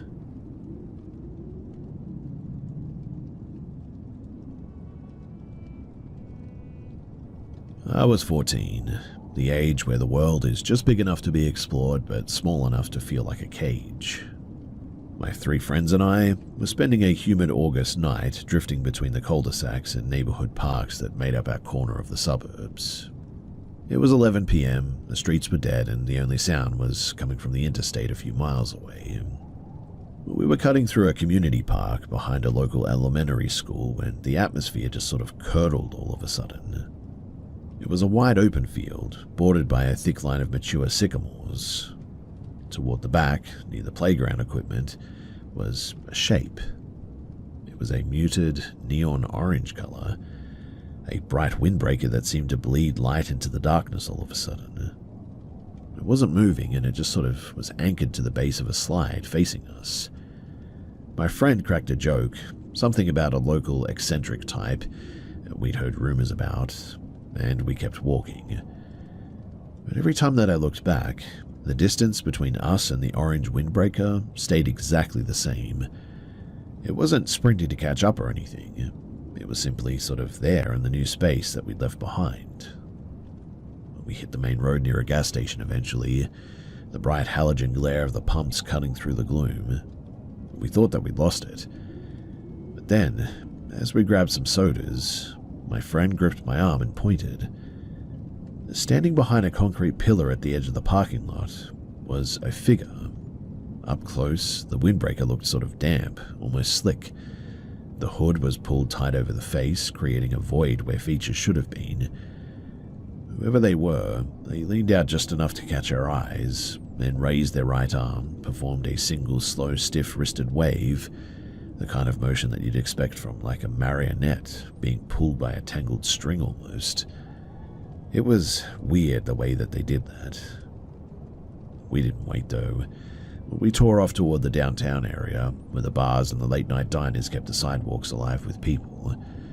We sprinted for 6 blocks, our lungs burning and our shoes slapping against the pavement the whole way. When we finally hit the crowded strip near the theater, we eventually stopped, gasping for air, and I turned back expecting to see a crowd or an empty street or whatever. But that same person was 30 feet, I would guess, behind us now, standing perfectly still in the shadow of a bus stop. We eventually flagged down a squad car patrolling the district. The officers were kind, scanning the alleys and the storefronts, but now the streets were empty, and we couldn't find the orange windbreaker anywhere. When I look back on that night, I honestly think about that wave, and I am pretty sure that that single stiff motion, that it wasn't a greeting. It was a confirmation that they knew that we were running or something, and somehow they knew exactly where we were going. There's a specific hollow terror in realizing that you're being hunted like that, and it almost felt like we weren't escaping a threat, but more so that we were being guided right to the edge of safety, and whoever that person was in the orange windbreaker was making sure that we got there without getting lost. To this day, whenever I pass a stranger in like bright reflective gear at night, I think about that moment, and whenever I do, I keep my eyes on the pavement, and I don't stop walking until I'm somewhere loud and safe.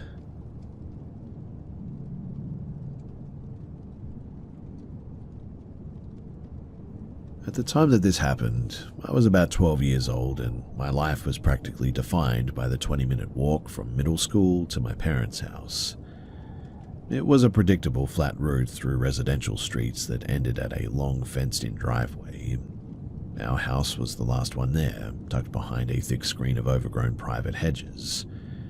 You couldn't see the front porch from the street, and nobody ever came up that driveway unless they were invited.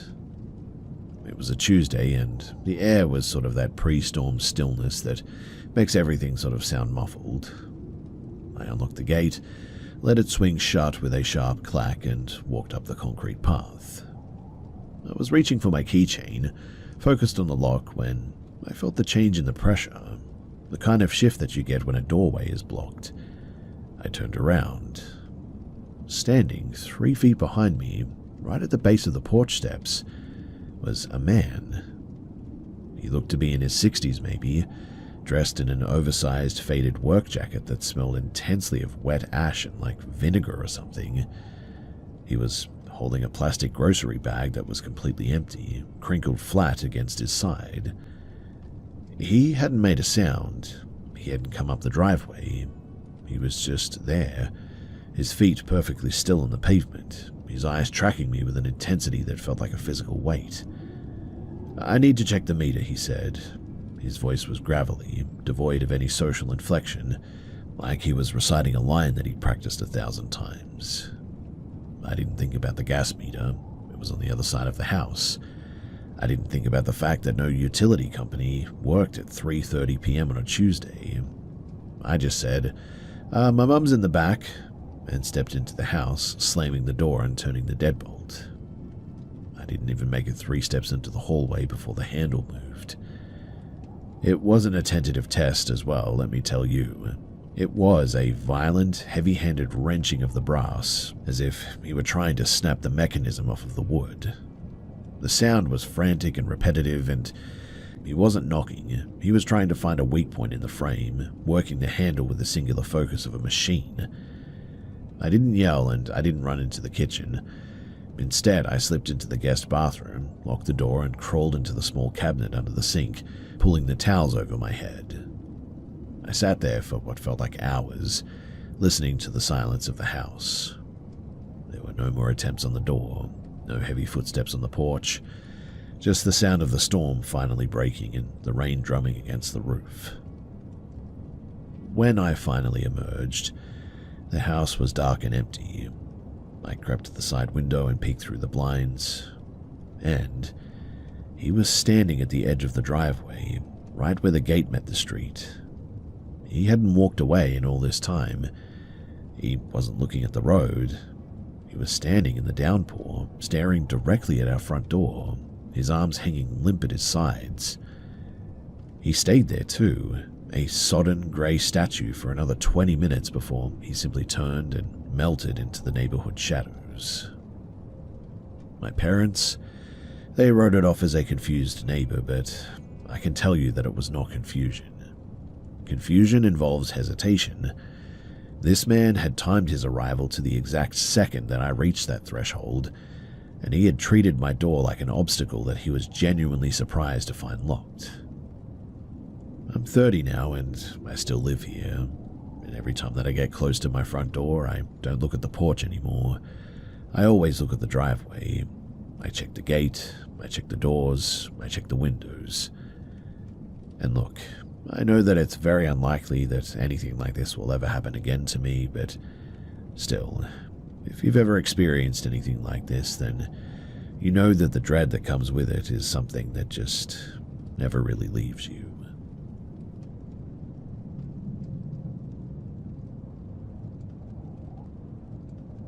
So my co-worker, Sarah, and I were walking back from a late shift project, heading toward the parking garage on the edge of the industrial district.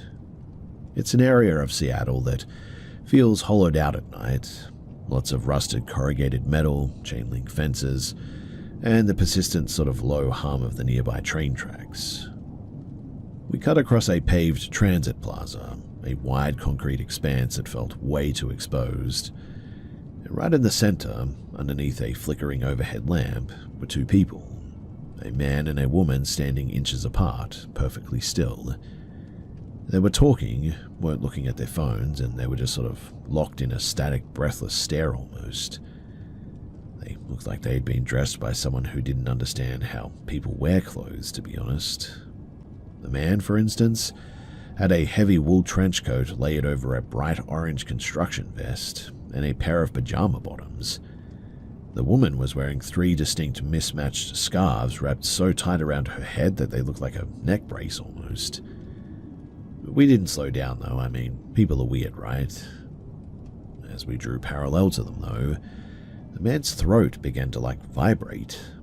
It wasn't a growl or a moan, but it was sort of like a wet clicking, like a dial-up modem struggling to process a human voice. He was trying to articulate, his jaw snapping open and shut with unnatural jagged force. It was strange to look at, but we kept walking, keeping our eyes glued forward and just trying to have them ignore us, really. But then, the sound of metal on metal cracked through the silence behind us. Something had swung a pipe or a heavy tool into one of the station's steel trash bins. It was at this point that we both just ran. And it was the sound of their pursuit that was the worst part. It wasn't the slapping or the running of the shoes on the pavement. It was the sort of heavy sliding sound, like 2 bodies being dragged across the concrete, that really freaked me out. It was fast, relentless, and completely synchronized, and did not sound natural at all. I eventually hit the parking garage, my hands fumbling with my badge reader. My fingers were shaking so hard that I dropped the keys, and I dived for them, heard the heavy metallic dragging sound stop just outside of the garage entrance, and I snatched the key fob from the ground. We scrambled into my truck, the doors locked with a desperate, frantic sound, and I backed out, my headlights sweeping across the plaza now. And when I did, the plaza was empty. Not just empty of them, but it was empty of everything, really. There were no trash bins to hide behind, no pillars, just flat, wet concrete where nobody would have been able to go. For them to have vanished, they would have had to have traveled 30 yards across open ground in 5 seconds or something like that. I mean, that's how long it took for us to unlock the truck door, really, and get out there. We drove out of that district in total silence that night. My skin was absolutely crawling the whole way, though, and I kept checking the rearview mirror, half expecting to see 2 figures standing in the middle of the road at some point, waiting for the light to change, but I never did. People can act erratic when they're desperate or broken. I know that. But I don't think that that's what this is. And to be completely transparent here for a moment, I doubt that they were even human at all in the end. I find myself thinking back on that night a lot, and every time that I do, I can't help but dwell on the fact that they had these weird sort of movements when we first saw them. The way that they were dressed was really strange, and the sound and the weird sort of behavior of chasing us out of nowhere. I don't know. Maybe they were just 2 junkies or something and they were making weird noises or whatever, but still, I have no idea how they disappeared like that, literally, with nothing around.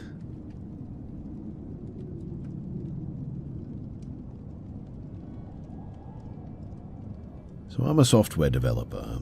I'm the kind of person who lives in a world of clean logic and predictable code. I also lived alone in a converted loft in a part of the city that was still transitioning from industrial to residential. The building was old, lots of exposed piping, original timber beams, and heavy industrial-grade sort of steel doors as well. It was a space designed for efficiency, not comfort, but it was mine and that was enough. Now, I'd been pulling 8-hour weeks on a deployment cycle, and my circadian rhythm had essentially imploded at this point. I started using a high-dose sleep aid, a prescription-strength sedative that wiped the slate clean every night, turning my 8 hours into a period of just total unrecoverable unconsciousness. It was a Tuesday. I'd taken the pill and collapsed into bed, a kind of heavy, pressurized sleep that feels like sinking into tar. What pulled me out of it, though, wasn't a sound. It was a sort of rapid low-frequency buzzing that seemed to be traveling directly through the wood of my headboard, like somebody was holding a vibrating phone against the frame. I opened my eyes, my brain still mired in the drug's fog. The loft was lit by dim light, and standing at the end of the bed, perfectly framed by the silhouette of the massive steel ventilation duct behind, was a figure. He was tall, thin, and angled in a way that made him look like a piece of furniture that had been set upright. He wasn't moving. He was staring at me, his head tilted at a really weird angle. The vibration stopped all of a sudden. The loft suddenly went dead silent. I didn't have a weapon, but my survival instinct seemed to bypass the medication entirely all of a sudden. I bolted upright, my hand swinging out to knock a heavy glass desk lamp off of the nightstand. The shatter was deafening, a cascade of glass across the floor just exploding. The figure, though, didn't flinch. It didn't move. Instead, it just sort of dissolved, or at least that's how it looked. It stepped backward, not turning and just sliding into the darkness behind the ventilation duct with a fluidity that looked like a video glitch. I scrambled out of bed, adrenaline finally burning through the sedative. I lunged toward the main entrance, fully expecting to find the steel door still locked from the inside. The door, it was locked, but the deadbolt was thrown. The heavy iron security latch was still engaged, but the deadbolt was now moved. I checked the windows. They were factory sealed, bolted shut from the outside of the building's historical designation. I lived on the 3rd floor. There were no fire escapes, too. I didn't call the police in the end. I mean, what would I say and who would I even call? I mean, someone got into my 3rd floor locked loft and then just evaporated? No one was going to believe that, especially once they found out that I was on sleep medication and all that. I walked to the kitchen, grabbed a chef's knife, and I sat in the center of the living room until the sun hit the rafters that day. Instead, I walked into the kitchen, grabbed a chef's knife, and I sat in the center of that living room all night. The next day, though, once I looked a little bit closer at everything, I found something. So, behind the ventilation duct where the figure had stood, there were small circular impressions in the dust. There were a series of precise heat marks that sort of had singed the floorboards there. They were arranged in a perfect geometric grid, maybe about 3 inches apart, spanning the entire width of the space. Well, I moved out a couple of weekends later and I stopped taking those pills after that. Now I sleep with the lights on in the hallway, and I also keep a digital recorder running by my bed. It's not about catching an intruder anymore. It's really more about proving to myself that when I wake up in the dark, that the air around me is actually empty. I don't trust my sleep anymore, and so these are just the precautions that I take now.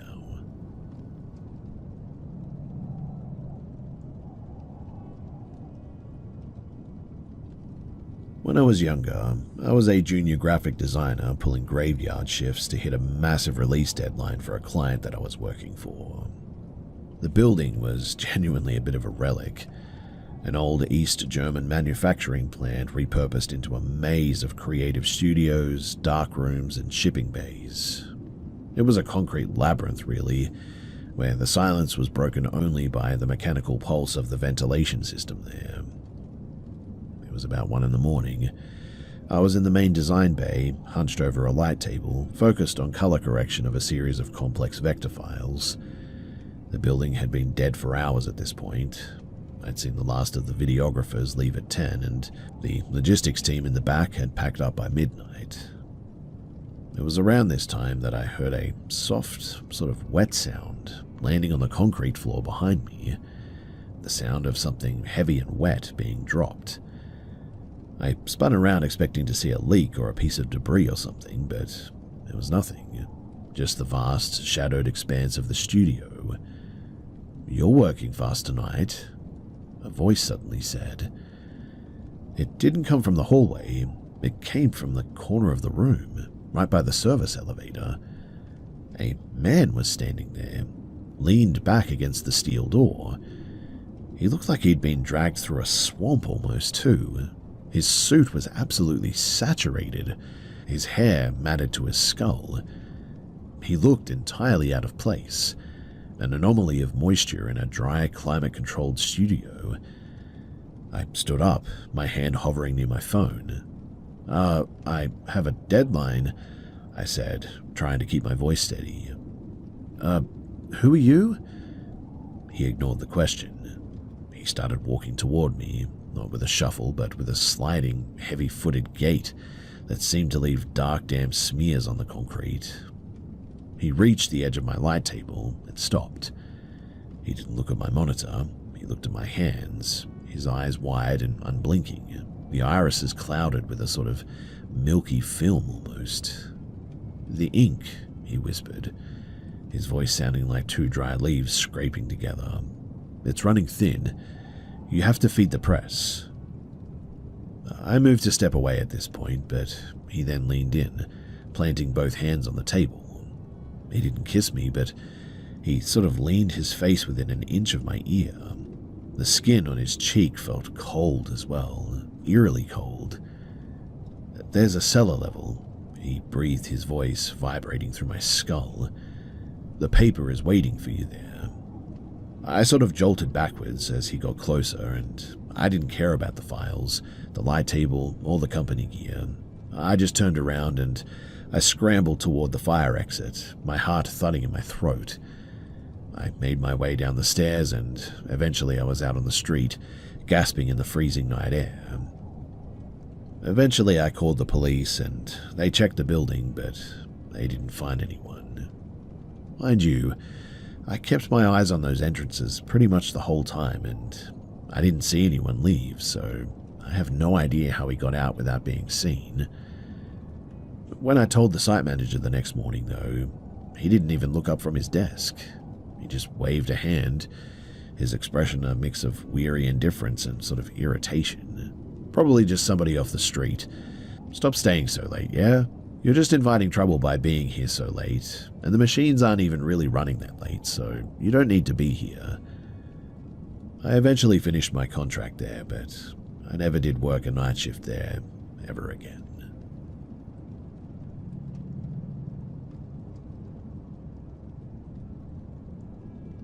To begin this story, it's important to understand that my dad was never a good father. He lacked all the qualities a normal mentally healthy father would, and we lived in very low-income housing. When he was in high school, he was told that he was unable to have kids due to a car accident. Unfortunately, he still could in fact have kids, and in his 20s to 30s, he actually managed to accumulate 13 kids. 15 now. I was number 13. Even though I lived week on, week off custody with my father, it feels like I never really got to know him, nor was I ever introduced to more than one of my father's other kids that were before me. My older half-sister was the only other person that I'd ever met. I don't even know her mum. A lot of this memory has been repressed into deep corners of my mind, so details might seem a little foggy. I'm 21 now, and I only recently fully acknowledged that it happened. I even confirmed it with my mum. So when I was 10, someone entered our apartment. I cannot remember what his name was, but he claimed to be one of my father's long-lost children. He seemed to be in his late teens to early 20s, and he asked if he could stay with us for a while he attempted to get back on his feet after moving up from California. I'm in Oregon. He didn't seem to have many belongings except an old laptop and was rough around the edges. Mid-length hair, light shadow on the face, fairly skinny and tall. My dad was always weird about him though. He told him that this was my brother, his family, and will be taking my room for a bit while I sleep in the living room. What was weird though was that my dad would never let me enter my old room. I remember thinking, even though my new brother is kind of odd, he was a super cool guy. I mean, we played Minecraft together on LAN. He was a programmer trying to make some Skyrim-like game, and he showed me everything that he had made so far. He stayed with us for around a month. The day that he was chased out of the apartment, we were having a Minecraft redstone competition to whoever could make the cooler redstone build, and the next day, we would present what we made and decide who had the better build. Unfortunately, or maybe fortunately, who knows, that never came to happen because that night, I'm not sure what time it was, but at least past midnight, I heard screaming. It was clearly my father, and loud banging coming from the wall over in our apartment. After probably 30 seconds of banging, on the couch I witnessed my father, full rage, chasing out whoever my brother was as he ran out of the apartment holding a knife. My dad screamed and yelled, and he chased him outside, but as he ran away, my dad came back to make sure that we were okay. Much later that night, I went to sleep with my dad sitting in the living room until dawn, guarding the apartment. It wasn't until months later that I did find out exactly what had happened that night.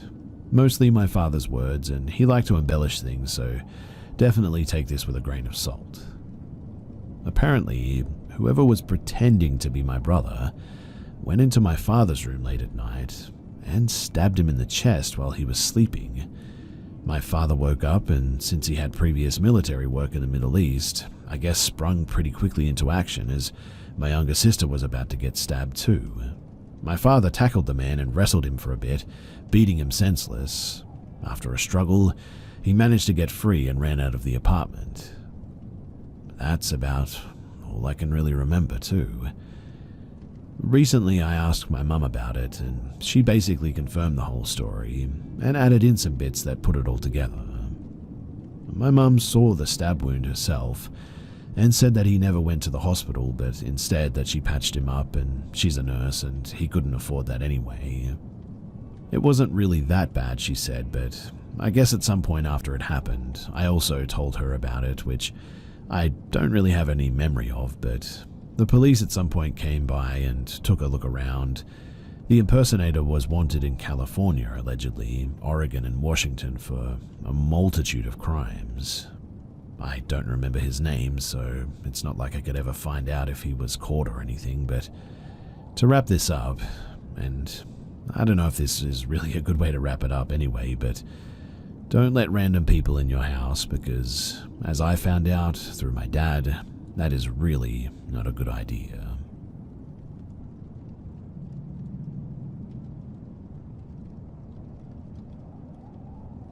It was 1997. I was 28, and my then boyfriend and I lived in a remote village in Lincolnshire, England. He had a job where he worked from 6 p.m. to 6 a.m., and I was working in a bar, so I would take him to and from work so I could get myself to work with one car that we shared. It's probably worth mentioning too that the car was brand new. It had something crazy like 18 miles on the clock when we got it. I wanted something newer than the car that we had before because I didn't like the idea of being stranded down a dark country lane if the old car decided to just, end itself when I was driving alone. I don't know how many people know Lincolnshire, but most of it is rural with thin winding roads, and the place is so flat that you can see for miles.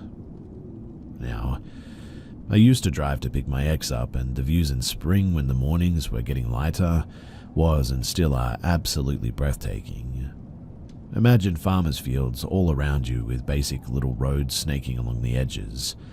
The fields themselves were separated in rows by not quite saplings but trees that would be a couple of years old, still thin and a bit gangly, and at this particular time of year were just starting to show hints of new leaves on their skinny branches.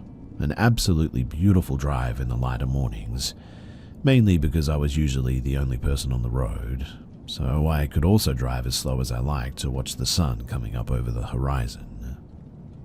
So, I hope I've described the place enough to paint a bit of an image. And here's what happened. So one morning I was driving along the little road. It was about 5:30 in the morning and the sun was just peeking out on the horizon and the sky was completely cloudless. I slowed down to watch it as I often did, not paying much attention to the trees as they were in a row that ran down the side of the field, so they were never in the way of the view. When in my peripheral, I thought that I saw something move against the skinny trees. So I stopped the car completely, thinking that it might be a deer or something interesting like that. I waited for a few seconds and nothing happened.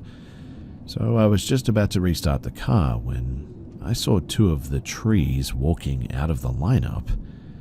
I say trees, but I don't have a clue what they actually were. Remember, this is a long time before the internet and the Slender Man and all the tales and superstitions, etc. I was literally frozen to the spot with fear. Two tall things walked out of the line of trees and started walking over to me. I was about 50 to 60 yards away from them, and the only thing that I could describe them as were oversized stick insects.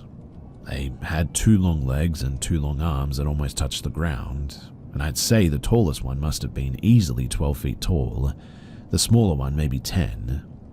They walked in a fluid motion, as if they were wading through treacle, almost like long hair would glide through water. It was just slow and very graceful.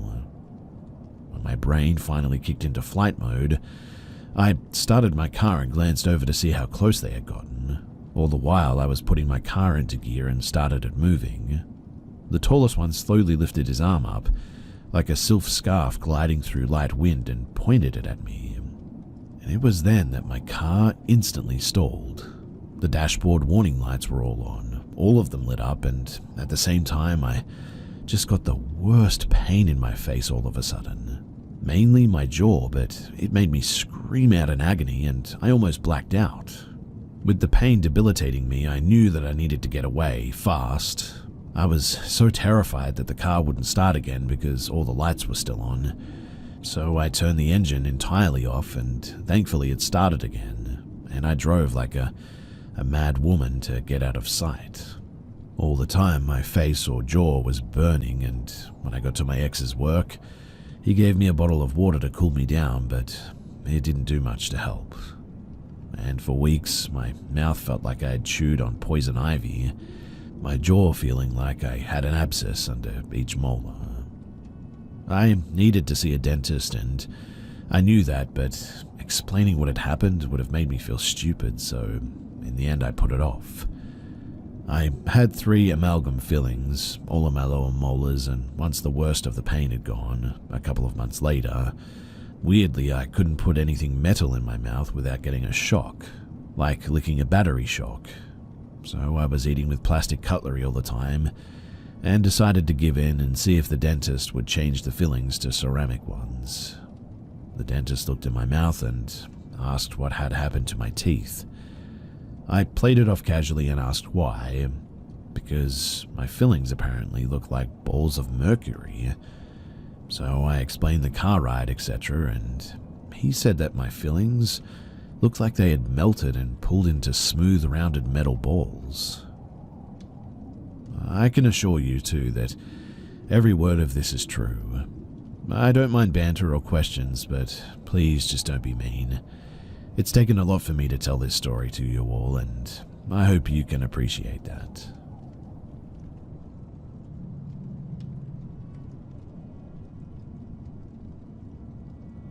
I lived in this farmhouse from 2 to 10 years of age, and my mum said ever since we moved there that I would tell her every morning that somebody was sitting at the foot of my bed. I don't recall this because I was so young, but I do remember going to sleep in my brother's room across the hall because the shadow man was in my room. One morning, my mum woke me up for school and said, "Come on, get up." She went to the shower next to my room, but when I finally went to move, I felt something grab my ankles and a low growl sound.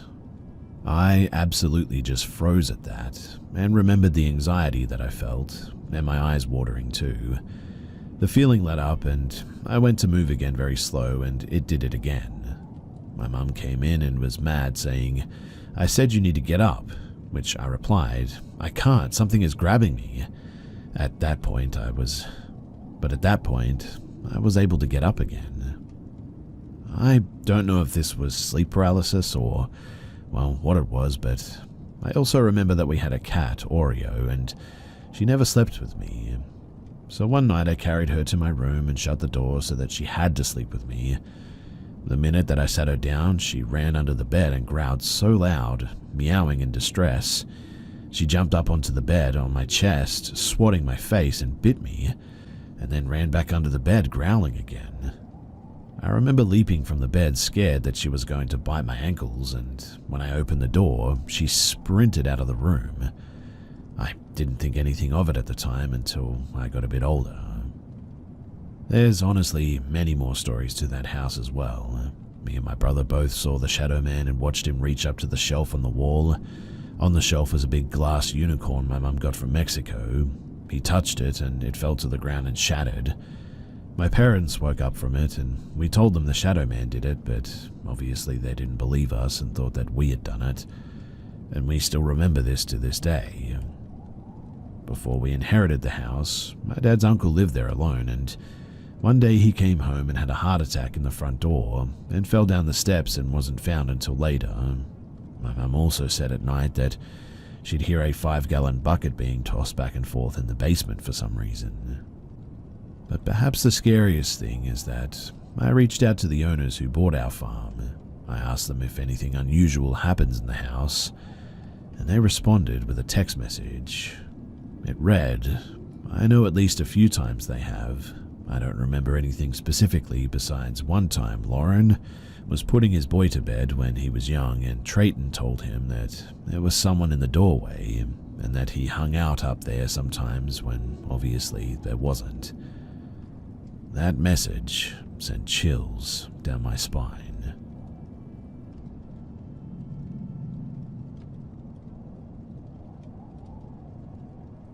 I live in Ohio, a rural community, and this happened in the early 1990s. My girlfriend and I were at a local nature area. There's a small fish pond there, county roads to the north and east, woods to the west and the south. My truck was facing kind of northeast, I guess. It was near dusk, and we were sitting on the tailgate of my truck just talking, listening to music and all that. There were a few other people at the park at that time, and as time went on, other cars left the park and it started getting darker. The mosquitoes were getting pretty bad, so we decided to get into the truck. We sat there a little while longer. Radio was on, but low volume as we continued talking. We were just sort of getting to know each other, so there was a lot to talk about at the time. When we both heard a sound, like a thumping or a banging sound coming from the wooded area, but it seemed far away. I turned off my truck radio and we just listened. Some dogs were barking in the distance, but we didn't hear anything else out of the ordinary. I shrugged it off, turned my radio back on, and we just went about our business. I should say here too that my truck ignition was off. It was just an accessory to run the radio really, so no engine noise and no headlights. After a few minutes, we hear a similar sound again. Same response, turned off the radio and just listened, but nothing. I decided to just leave the radio off at this point. We were talking about getting ready to head out and go into town anyway. But then, and I'll describe this as best as I can, things went wild. A sound that I can only describe as a choir of voices suddenly started. there was what sounded like stringed instruments replicated by a pipe organ. The voices were chanting words, but I can't tell you what language it was. I didn't recognize any of the words, but it was an ominous, very unsettling chanting in a higher register, and it sounded as if the sounds were coming from, well, every direction. It was in no way a pleasant sound. It instantly filled me with fear and dread because it felt evil. It was as if the truck was surrounded too, and I quickly reached and started my truck and turned on the headlights, fully expecting to see a ring of robed figures surrounding us. As unlikely and crazy as that sounds, that is what my thoughts were preparing for based on what we were hearing. I have a hard time sharing just how intense the sound of the chanting was, but it sounded close, like they were right outside of the windows. But as soon as the headlights came on, there was just, well, silence. Nothing. Nothing running away, no sound other than my engine. Everything was completely normal. Without saying anything, I put it into drive and we tore out of the parking area and we headed south. Once we got away from there, we recounted what had just happened. Neither of us had an explanation, but agreed on one thing. It was, without a doubt, the most frightening and unexplainable thing that we had ever experienced. I guess I'm not looking for an explanation. I realize how fantastical this sounds, but every word of it is true. I shared what happened with a couple of my friends the next day, but it's a story that I've pretty much kept to myself over the years, sharing only with a few people that would appreciate it.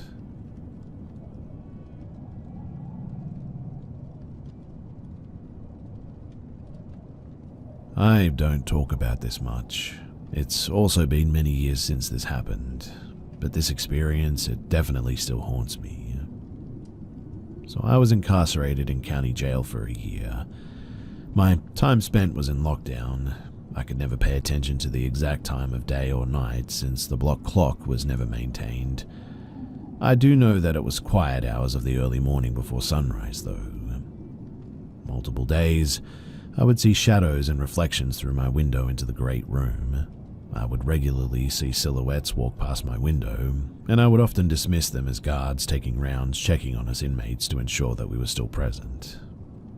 There would be times, however, that my curiosity would get piqued when I would see a passing shadow, but never heard any doors open or close from the guards in the bullpen. I would climb out of my bunk and try to look left and right out of my door's window, but never saw a guard returning to his post. Now, after weeks of seeing this same phenomenon, I finally saw something that sent shivers down my spine. One night, while I was reading a book, I just couldn't shake this feeling of being watched. I was used to the passing shadows by this point, but as I mentioned, they were always passing. This was something else. I don't remember ever seeing it appear or leave. It was as I can only describe as omnipresent, but it felt as though it had always been present, just waiting and watching. Only this time it allowed me to observe it, perhaps, almost like it just materialized. There were no shapes, no discernible edges, just a void, a black hole as deep as space itself, and in the middle were two piercing red eyes. I could never steel myself enough to make direct contact, but I didn't need to know that it was there. I could feel its gaze in my peripherals, and I was prey, and it had been stalking me, and both of us were just waiting for the other to make the first move. All I could do was pretend that I didn't notice it, hoping that it would lose interest. At some point, not knowing how much time had passed, I eventually fell asleep. It only appeared the one time, and the only other person I've ever shared that story with is my partner, but never in as much detail. I appreciate you guys for taking the time to hear me out on this, and also for this safe place where someone can feel comfortable to share their deepest fears.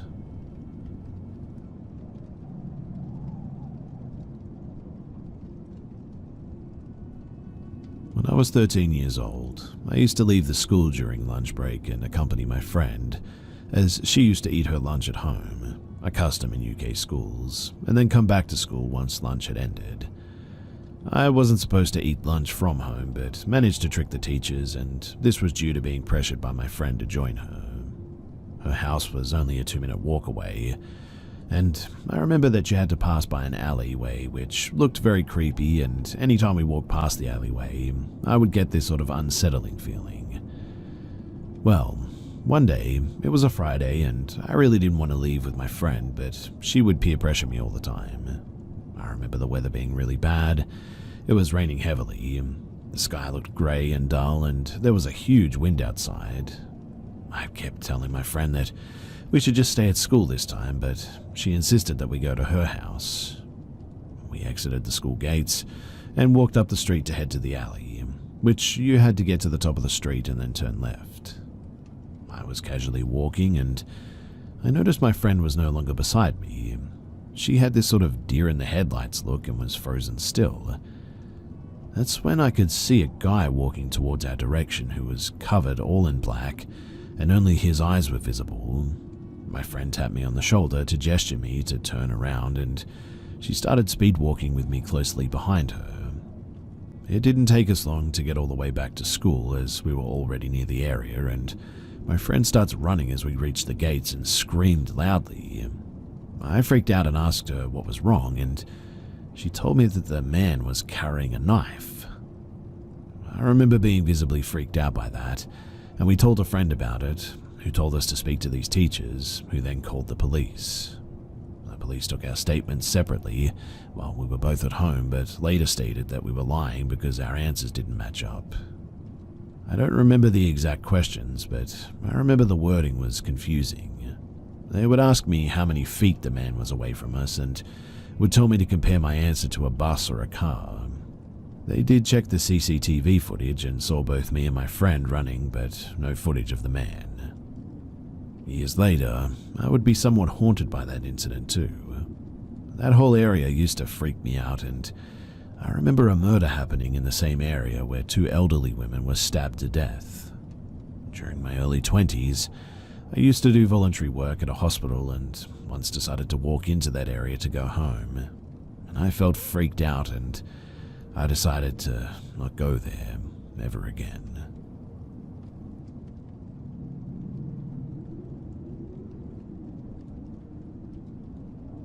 To set the scene, we're a bunch of young girls in high school, year 8. Of course, we've all heard about Ouija boards after watching scary movies, and we all wanted to try it. One afternoon after school, but before we did the board, we went into an abandoned home in our small town.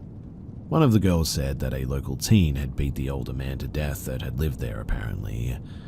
It was creepy, and I remember feeling like we just shouldn't have been in there. But there we were. And regrettably, I think, we were really rough in there too, picking up random pieces of junk and just throwing it around, just being a bunch of dumb and disrespectful teens. There wasn't any real furniture or belongings, but we were still being jerks, and anyway, we leave, and in an empty paddock just across from the creepy dead man's house, we decided that this was a great spot to summon spirits. What was wrong with us, right? Anyway, I can't remember which one of us made the board, not me, but we 4 sat down in a circle and did all the usual mumbo-jumbo questions. Now, I wish that I could remember exactly what the spirit board said, but I know that I took my hand off the planchette in fear a few times, and so did the others too. Of course, we didn't say goodbye or any of that. We all got freaked out by a spirit named Bob, and that was that. Time went on, and I no longer talked to those childhood friends. Not to do with this spooky stuff, but I can't find out again exactly what they experienced, but I'm also still freaked out about the stuff that started going down and wouldn't know how to even start that conversation, to be honest. But over the next few weeks or so, at least 2 of my friends said that they had really messed up dreams. I then started being woken up at 3 a.m. every night. Bang on 3, I would just wake up and feel really creeped out and look over at the digital clock to see what the time was. I was so scared that I was sleeping with the lights on, but it would still happen. I had started having general anxiety too and bad panic attacks, but I just didn't know what was happening. I thought that I was going mental, but I just kept it all to myself. As it so happens, while all this negative stuff was happening, my parents had recently split and I was in the process of moving interstate with just my mum. My friends had thrown me in a going away party and invited half the school year. I remember not having a good time at all during the party because of my anxiety, but everyone else was running wild and having a good time, so I suppose it was okay. Pretty late that night, a small group of people came back after going for a walk though, and they had tried messing around with the spirits again. One of my year mates, a guy, was so distressed and he kept saying that he saw a vision of his family dying. So what do a bunch of 14 to 15-year-olds drinking and partying do? Ignore it and carry on. I, for one, was not wanting a bar of that though, and a few weeks later, and it's moving time for myself and my mum. All my furniture was packed up, but because my dad was staying in the house, I just slept on the couch in the lounge room. The weird 3 a.m. wakings up had been still happening, but not every night now. But this last night in the family home was absolutely terrifying. I went to sleep on the couch and it was pitch black in the lounge room. I was dreaming a bunch of nonsense as usual, and in the dream, I was in our backyard near the clothesline. I remember seeing some friends and family members, and then all of a sudden they all dropped to the ground like they died. I then heard my name being called, clear as day, but it was some weird twisted voice. I woke up in the dead of night, and it was darkness all around. I looked around the darkness, and then I looked down to the foot of the couch, and there, standing there, was a dark and big manly figure, just looking over me. I distinctly remember knowing someone was there, and I sort of weakly called out, "Dad." There was no answer. At this point, I tried to look for some eyes or a face or something, but all I could see were these red-looking eyes. And I know that they were a faded color, but red-colored eyes were definitely there staring at me. Think of any time you've woken up in the dark and tried to find whoever was disturbing you. You can sort of see them and know that they're there, but it's not super clear, right? Whatever or whoever was there, they were a bad presence. Well, then, I think I did what any other kid would do and put the blankets over my head and tried to breathe quietly. I was wishing whatever it was to just go away and everything would be okay. I couldn't tell you how long I was under the covers for and trying to breathe from a tiny part that I made in the covers, but I somehow fell asleep for a tiny bit when the sun started to rise again until my mum woke me up. Of course, I didn't tell my mum or anyone what had happened. It was such a surreal thing to experience as a 14-year-old going through all the other hormonal and high school stuff that I just moved to the other state, tried to integrate into school and put it all in the back of my mind. But I just knew that bad juju was going to stay back at the old family house, now my dad's place. Over the next year and a half, a lot of changes happened with family, and I did end up living back at that house, studying a diploma in music that I could only do in Sydney. There was only one more incident not long after I moved back in, but man, was it scary. I was home alone and I was sitting at the computer desk. It was situated behind a wall, and if you looked through the doorway just to the right of the desk, you could see the kitchen and the small living area. I was messing about on MSN Messenger at the time and then felt a sudden shot of unease come over me. Then I heard a loud bang like someone had slammed the oven door shut, but so loud, and even the lights flickered a bit. It was just the yuckiest, scariest feeling that I'd ever had. I jumped up and looked into the kitchen, and I couldn't see anything. I then ran out the back door and grabbed the cordless landline on my way out and called my dad. I would have sounded mad to him, I know, but all I could say was something was weird in the house and please come home soon. I don't remember what happened ghost-wise moving forward after that. I guess I suppressed a bit and then got busy with life, but I do know that I used to sneak into pubs with my TAFE friends and come home pretty, well, messed up, and that obviously helped a bit, I think. Then I grew up and eventually I moved out. But those memories I still have are so freaky. In the end, my advice is don't mess with Ouija boards when you're a dumb teen. Or, in fact, ever.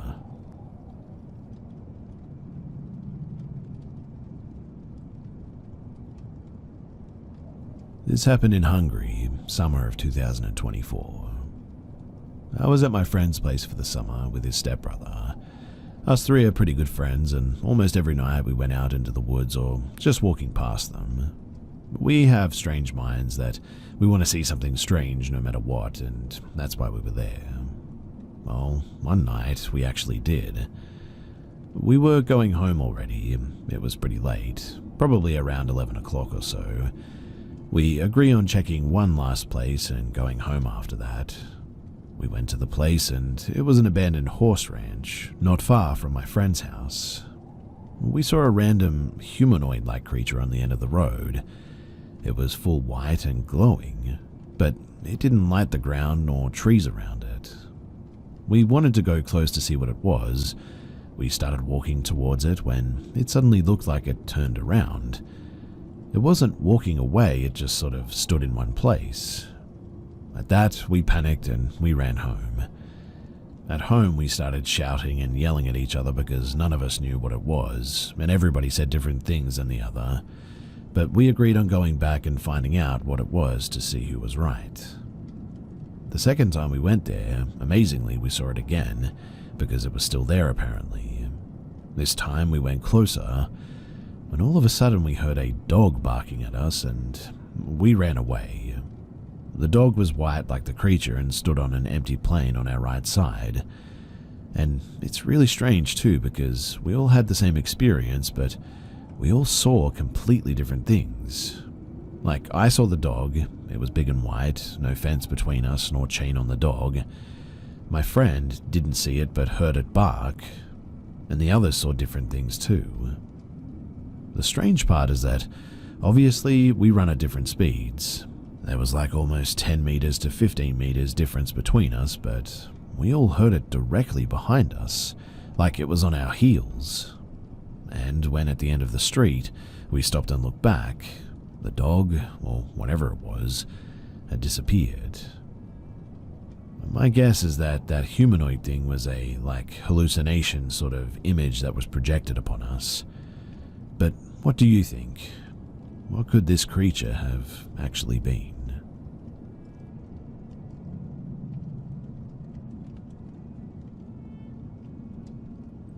Myself and my new girlfriend, now wife, met our freshman year in college. We've now been together 11 years and started dating in 2013.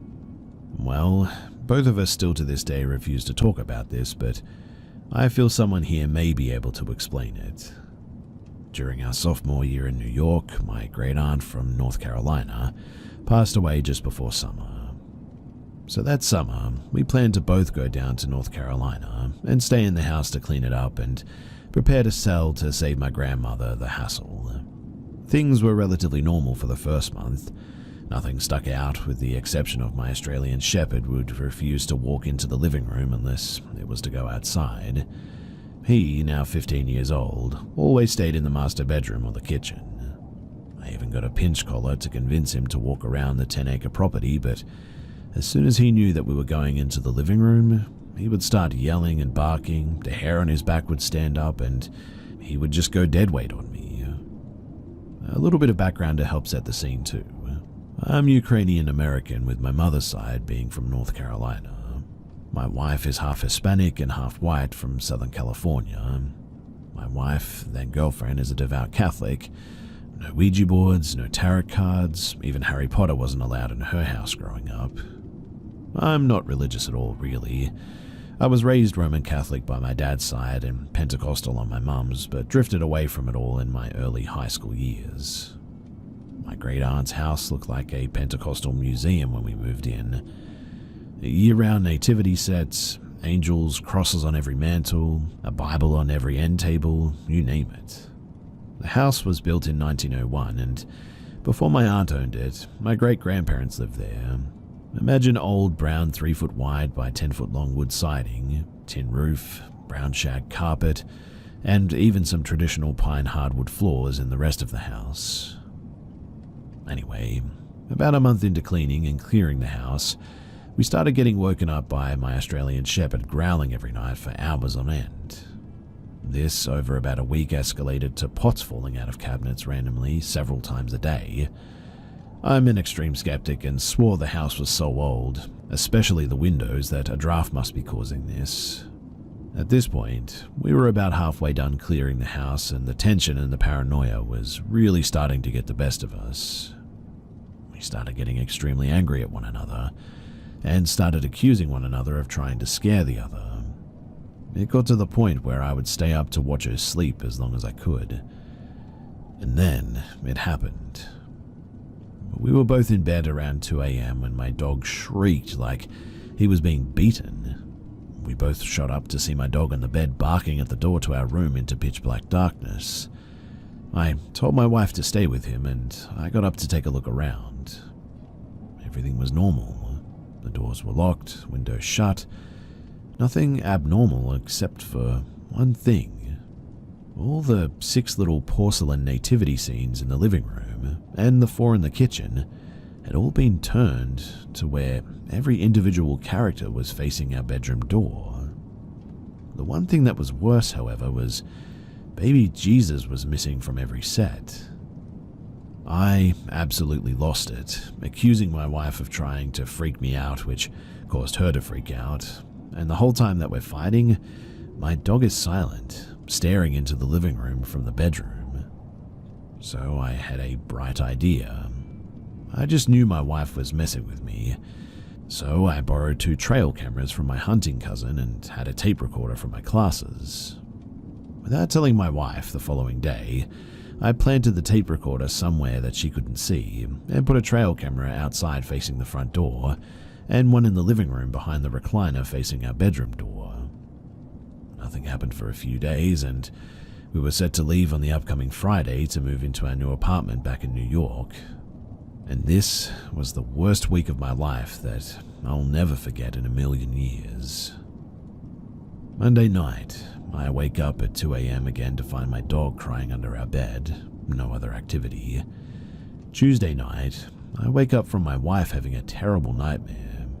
I wake her up to calm her down and realize that my dog isn't in the room with us. I get up, turn on the lights, and it's freezing cold in the house. Summer in Sampson County, North Carolina is pretty hot though, so that really...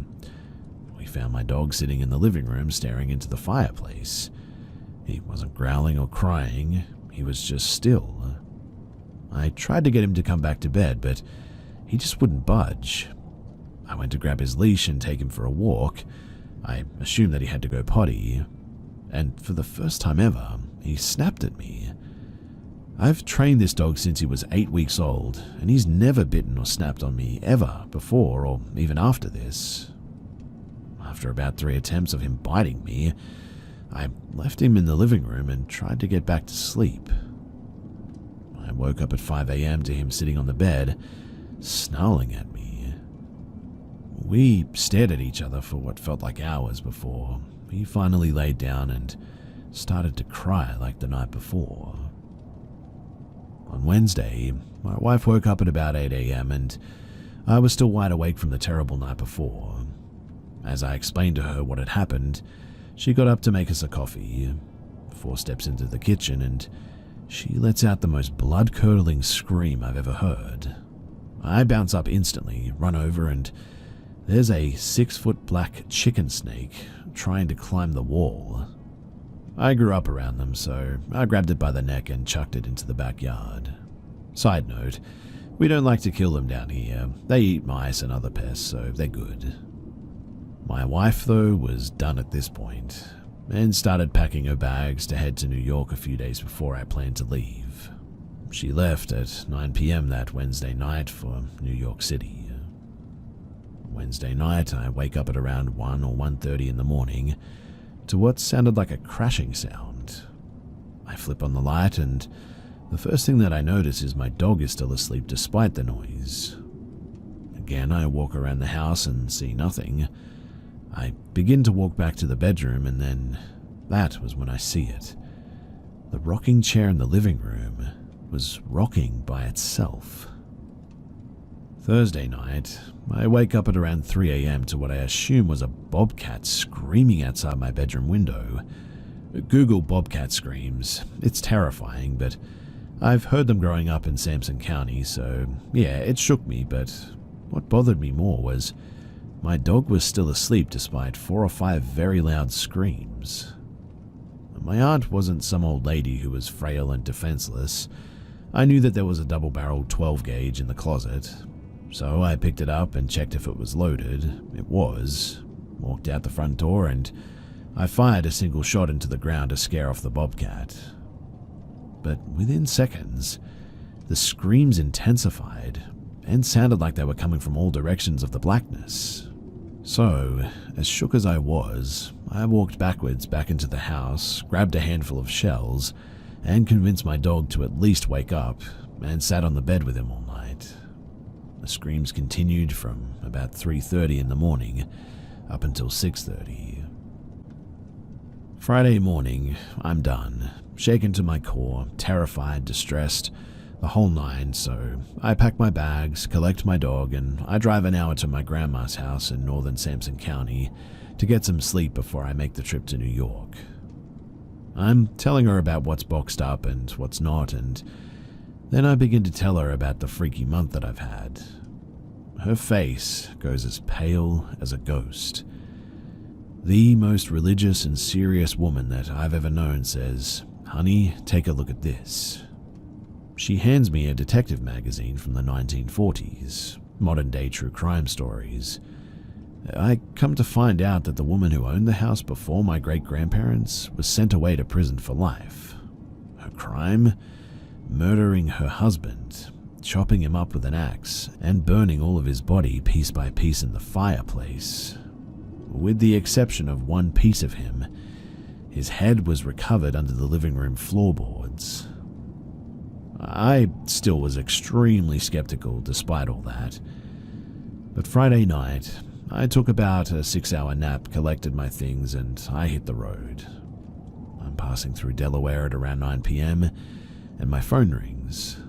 My cousin's calling, and he says, "Hey man, what's up with all the random pictures of our aunt's house?" I stop at a rest stop, and he sends them to me. They were pretty unremarkable, really. I scanned every photo at least a dozen times and never saw an orb, ghost, demon, nothing. But towards the end of the pictures, though, is where my wife is seen pulling off to head to New York. Then no more pictures of the front house except for me, standing outside with the shotgun and the picture of me leaving. Which means that something in the house was setting off the motion sensor for the camera behind the recliner, but I couldn't see anything in any of the pictures. Then it dawned on me that I had at least 10 recordings on the tape recorder to go through. I played one after another, listening for ghosts or whispers, but there was nothing. I hear the pans falling, bobcats, my dog, us arguing, but nothing spooky. So I start to listen to them in reverse order, not playing them backward to find subliminal messages or anything like that. But I get to the point where my wife is leaving, and I know that I went outside with her to talk, hug, load her car for about 20 minutes. In the audio, I hear myself talking to her as I walk out the screen door, and then silence. About 5 minutes in, my dog starts growling. Then, for less than 5 seconds, there's a screeching sound and then just dead silence again. I played it over and over and over again, trying to slow it down and speed it up to make out what it was. I tried everything to justify it was the water heater kicking on or the tin roof buckling, but no. I couldn't get it out of my head, too. I didn't have a fancy tape recorder, I only had it record lectures. But I finally get back to New York, and the first thing that I do is go down to the audio lab to digitalize the recording. Once I slowed it down about 35%, It was clear as day. The most unhuman, deep, terrifying voice I've ever heard uttered 9 words, 8 of which I could make out, and then silence again. I am here, I am you, then the unknown word that I couldn't make out, and then no God. I played the tape one more time so my wife could hear it. We agreed after that to never talk about it again, and the tape is still buried in some shoebox in our storage locker to this day. I have never set foot on that property again, and believe me, I never will.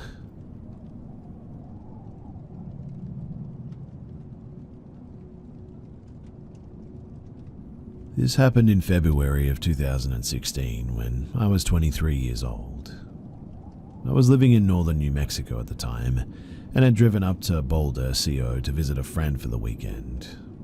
I had taken this route several times before, so I was comfortable driving the long distance alone. The trip home was uneventful until I stopped for gas in Alamosa.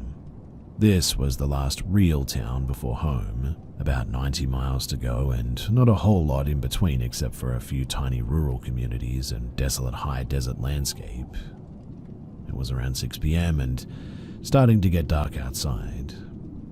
Now, as I pulled out of the gas station, I noticed a dark blue sedan pull out behind me and turn into the same highway that I was. I didn't think anything of it until the car started tailgating me. I was confused because they could have easily passed me if I was driving too slow, since there were hardly any other cars on the road. When I sped up, though, they did too. When I slowed down, so did they. No matter what speed I drove, the car stayed right behind me. I assumed it was a cop waiting for me to make a mistake to pull me over, but it just never did. I was starting to get uncomfortable, so in the next little town of Antonito, I pulled over onto the side of the convenience store, thinking to myself that if this was a cop, they would surely get out and talk to me at this point. They pulled up right behind me, but nobody got out of the car. I parked and waited for several minutes before driving off, with the car still following close behind. 60 miles until home now. As soon as I crossed the state line into New Mexico, I knew that this was definitely not a cop. My heart sank as I drove deeper and deeper into the dark mesa. I didn't have a real phone at the time, just an old iPhone that couldn't connect to Wi-Fi, so there was no way for me to let anyone know what was happening. It also feels important to mention here that this is a particularly sketchy area. A lot of eerie and sometimes downright frightening stuff happens out here on the mesa. I was so distraught over why this person was still tailgating me that I drove right past the last turn onto the long dirt road that would take me home. I was so distraught over why this other person was tailgating me like this that I drove right past the last turn onto the long dirt road that would take me home. Thankfully, just down the highway there was a popular and well-lit scenic rest area that I could turn around at. The sedan, of course, pulled in right behind me. But this time, feeling brave and a bit stupid, I guess, I decided to confront them. But behind the wheel was a totally normal-looking middle-aged woman. I'm not sure what I was expecting, but it certainly wasn't that. The back seat was too dark to tell if anybody was sitting back there, but I asked what the heck her problem was, and she apologized, saying that she thought that it was her daughter's car, which made no sense because my car had a completely different state's plate and was also covered in very unique bumper stickers. There was no way that it could have been confused for anyone else's car, really. And also, why wouldn't she have just called her daughter instead of following for like close to 90 miles? It made no sense, so I told her off and she apologized again. When I got back onto the highway and turned onto my dirt dead-end road, she turned in too. I immediately pulled over and yelled at her, "Lady, stop following me. There's no out to the highway from here. It's dark and confusing and a very dangerous place to get lost. You need to turn around now." She apologized, but When I got back into the car and started driving, she kept on following me. Thankfully, I was close enough to home and knew my boyfriend was there waiting for me, but she even pulled into the driveway with me, this time getting out of her car, asking if she could please stay the night. She was so tired and to please let her in. I was screaming at her to leave when my boyfriend came outside hearing the commotion. Literally, the moment that she saw him, she ran back to her car and she just peeled out of there. The whole ordeal was so strange and so freaky, and to this day I have no idea what she really wanted or why she chose to follow my car for such a huge distance.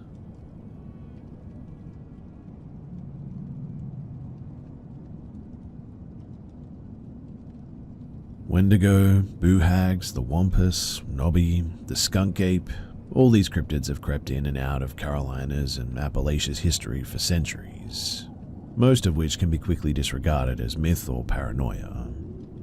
One thing that has always bothered me, though, is when you compare the folklore of Scotland to Appalachia. The names may be different, but the stories and the creatures are the same. When Pangea split, the Scottish Highlands and Appalachia were the same place. Compare these stories with the Atlas Mountains of Morocco, also the same place, and you'll reach the same conclusion. Rural North Carolina is ripe with superstition and always has been, from the flat plains of the Sandhills to the rolling muggy Piedmont area. From Crybaby Bridge to the Devil's Tramping Ground, the supernatural and unexplained grasps the very heart of rural North Carolinas. Now, I admit that the not deer may very well have been a hallucination, but my question for you is, can more than one person have the same hallucination? I am not and never have claimed to be an expert on the paranormal or the occult. Despite my skepticism and belief in my own ability to protect myself, I do believe that something lurks in these woods, and I don't think there's anything anyone or I can do to stop it. Growing up in rural NC, people were always superstitious. The community that I grew up in was a largely agricultural community that still to this day is pretty isolated. My hometown has one gas station, no grocery stores, a population of 161, and one caution light at the crossroads. To have fun, we did the typical things that you'd expect southern kids to do. We rode ATVs, swam in the local ponds, drank cheap booze, and yes, occasionally we'd harass the local cows. I still to this day have never seen some cow tip, but I digress. One thing we used to do growing up, though, is go snipe hunting. It's a prank that you always play on an outsider, or a new kid to the group who'd never played the game before. A snipe is a small flightless bird common, or to the story passed down claimed, in the Carolinas that's relatively easy to catch. The premise is simple. The group and the unsuspecting butt-of-the-joke player would walk as far as you could into the woods. The player being pranked would be given a trash bag to carry. That player was supposed to hold the bag to the ground for as long as it takes while the rest of the group chased the snipe into the bag. However, the catch was as simple as it was mean. The group, after leading the new player into the woods, would abandon him in the woods. Usually the player would get the hint and come walking back relatively soon. I was, unfortunately, the player being pranked on April 18th of 2005, my 11th birthday. I had been inducted into this awful game by 3 of my older cousins and their group of friends. I just wanted to be a part of these 8th and 9th graders groups so bad that I would have done anything, to be honest. Living there, I had one neighbor to my right who was my widowed uncle, and then not another house in sight. Really just tobacco and soybeans as far as the eye could see. These were my closest friends and the only kids that I ever hung out with. To give you a little bit of perspective on just how small our community is, my graduating high school class in 2012, it had 21 students in it in total. My entire high school, grades 9 to 12, did not equal to 1/20th of the size of my wife's graduating class. Anyway, so I'm standing in the middle of this swampy, muggy, moss-covered, dark forest waiting for my friends to chase a small bird into my trash bag. It's just past dawn and the woods are getting darker and darker every minute. We were never allowed to go into the woods at night growing up. I was no novice to the woods. I was a Boy Scout my entire life up to this point, and had travelled through most of the woods in my area. The woods, they can be a weird place though. Even during the brightest time of the day, take a moment to look into them as you drive. Despite the brightness, you can never see more than 15 to maybe 20 feet into the woods from the street before it gets dark again. When the sun sets, even if the moon is full, the woods become an eerily dark place very quickly. Have you ever heard a deer make a distress signal to another deer? It almost sounds like a loud sneeze with a slight whistle to it. It's pretty distinct and actually a little bit funny to hear. Like the deer is telling his friends, "Yo, there's a kid over here holding a bag, let's bounce." Anyway, I heard a quick 2 of these sounds and chuckled to myself as I kept holding that trash bag. Another thing I'd like all of you outdoor activists to keep in mind while I'm telling you this is, like I said, I grew up in the woods, did Boy Scouts, I've hunted deer, bear, bobcat, boar, coyote, and elk. It's not the sounds of the forest that should bother you though. It's actually the absence of sounds that really should bother you. Animals like owls, other raptor species, crickets, beavers, cicadas, etc. are not inadvertently scared of humans. I mean, sure, if you walk within 3 feet of the crickets in that area, they'll definitely stop chirping. But the area all around you will still be louder than your TV at 50% with crickets, owls, and cicadas. Anyway, after about 3 hours in the woods, I began to get tired and sat down with my back against a large pine tree. I was starting to get the idea that this was a bit of a joke as I hadn't heard my friends yelling for hours at this point. The crickets chirping and the owl hooting were actually really relaxing and peaceful, and if I wasn't soaked and wet, I probably could have really just slept there that night. It's pitch black in these woods, loud as any night before, and I'm alone with a few owls, crickets, and cicadas. But at the drop of a pin without a moment's notice, suddenly, there's just dead silence. No crickets chirping, no owls hooting, no cicadas singing. It took a few moments for me to realize how quiet it actually became. I looked around, but it was obviously useless. Nothing but really blackness in every direction. Growing up hunting with my grandfather, I was always taught to be quieter than your heartbeat, especially when the woods go quiet like this. It usually means that a predator is around, like a black bear, maybe a bobcat, or perhaps a coyote or something.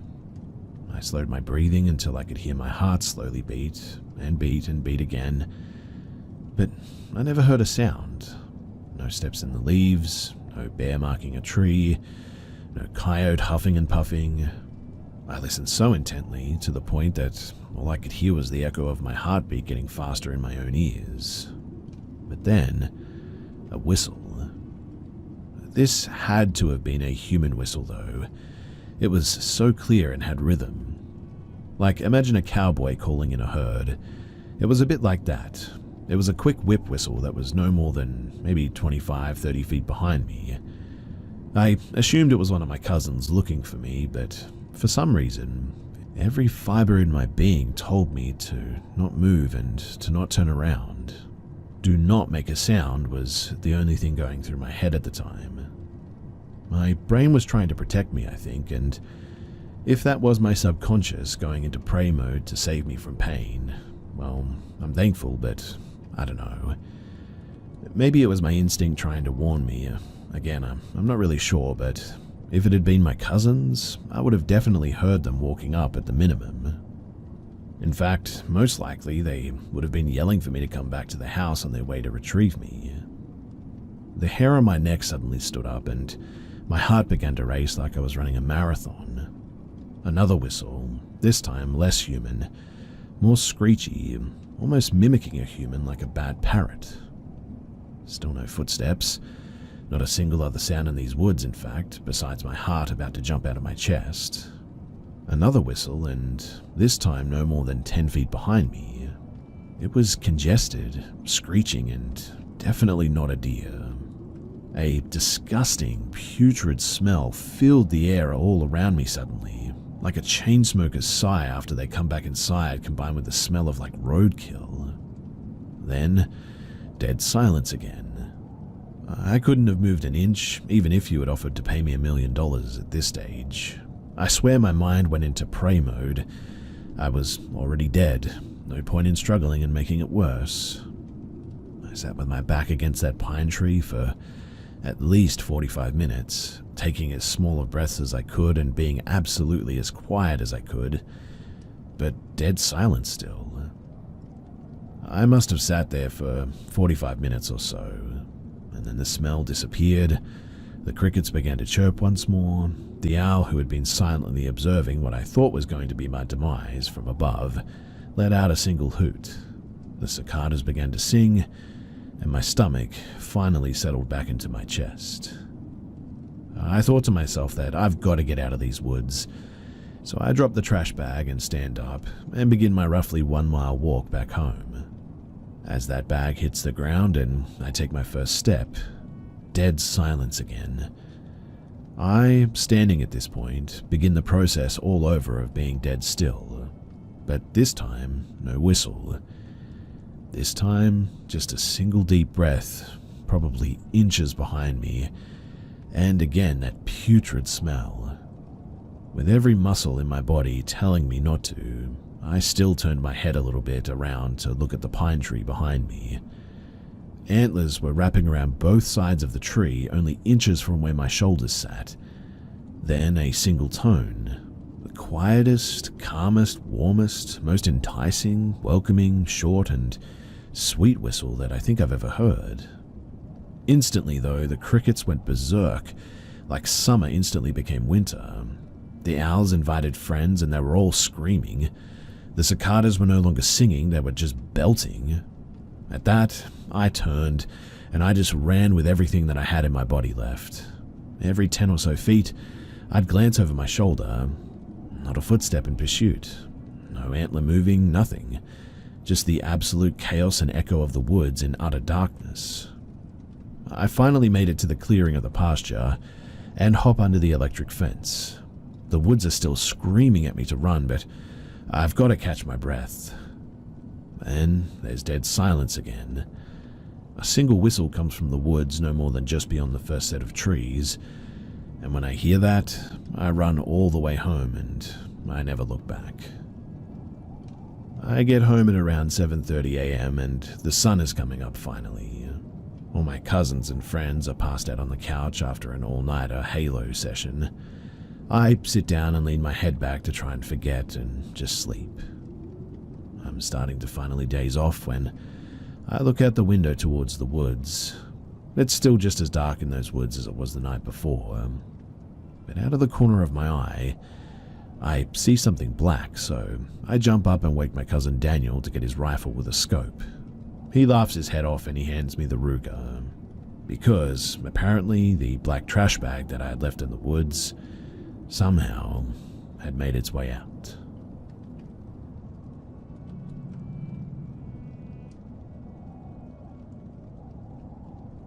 So around 11:30 tonight, my boyfriend and I were leaving his house. We pet his dogs as we usually did, and we said goodbye. This is important too, just to note that all his dogs were accounted for. Mac was inside, and we said goodbye to Baby, Sandy, and Little Bit, and we saw all of them. So my boyfriend lives on a private road, and basically everyone knows everyone there, and his parents have been there for like 10 years now, and there's no new people that have ever really come there. And so if there's any new animals around, it's noticed pretty quickly here, as people talk, and literally the moment that the stray comes up, they always talk about it. Anyway, as we were pulling out, we saw eyes glowing about 50 feet away. My boyfriend thought that it was a bunny at first, or some sort of an animal, or something like that. Not to mention all the dogs that were looking in that direction, so general curiosity. So he pulled around his headlights so that the headlights would shine on it, and this thing did not look normal. It was too big to be a cat, too small to be a deer, too small to be a pig, but with that being said, if it were any of those things, it would have run away from that light, like most animals that you don't own do. So at first it went into the wooded area, but Then it turned around and it started inching towards us slowly, but would sit down after every step it took.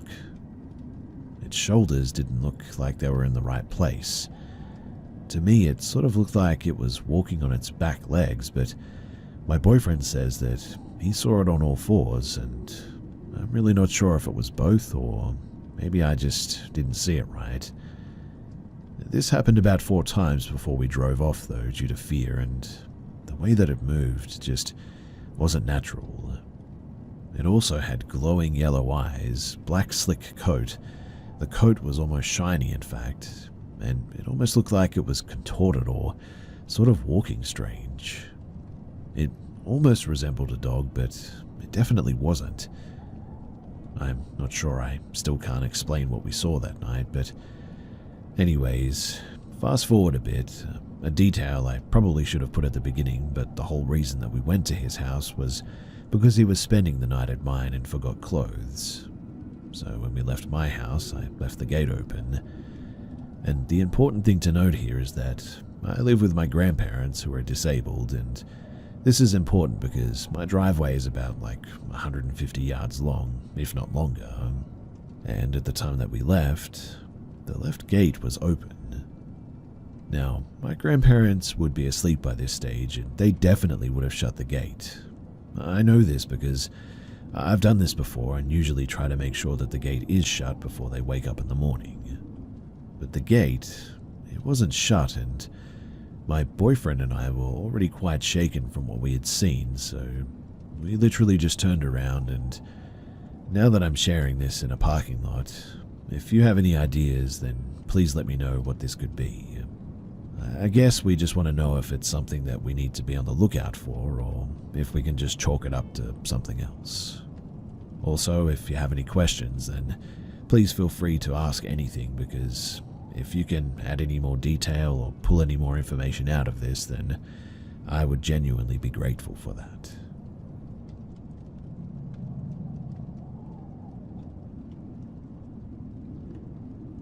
When I was 19, I went to Argentina to actually serve as a Mormon missionary. While I was there, I had a few encounters, I guess you could call them, that still really get to me when I think about them today.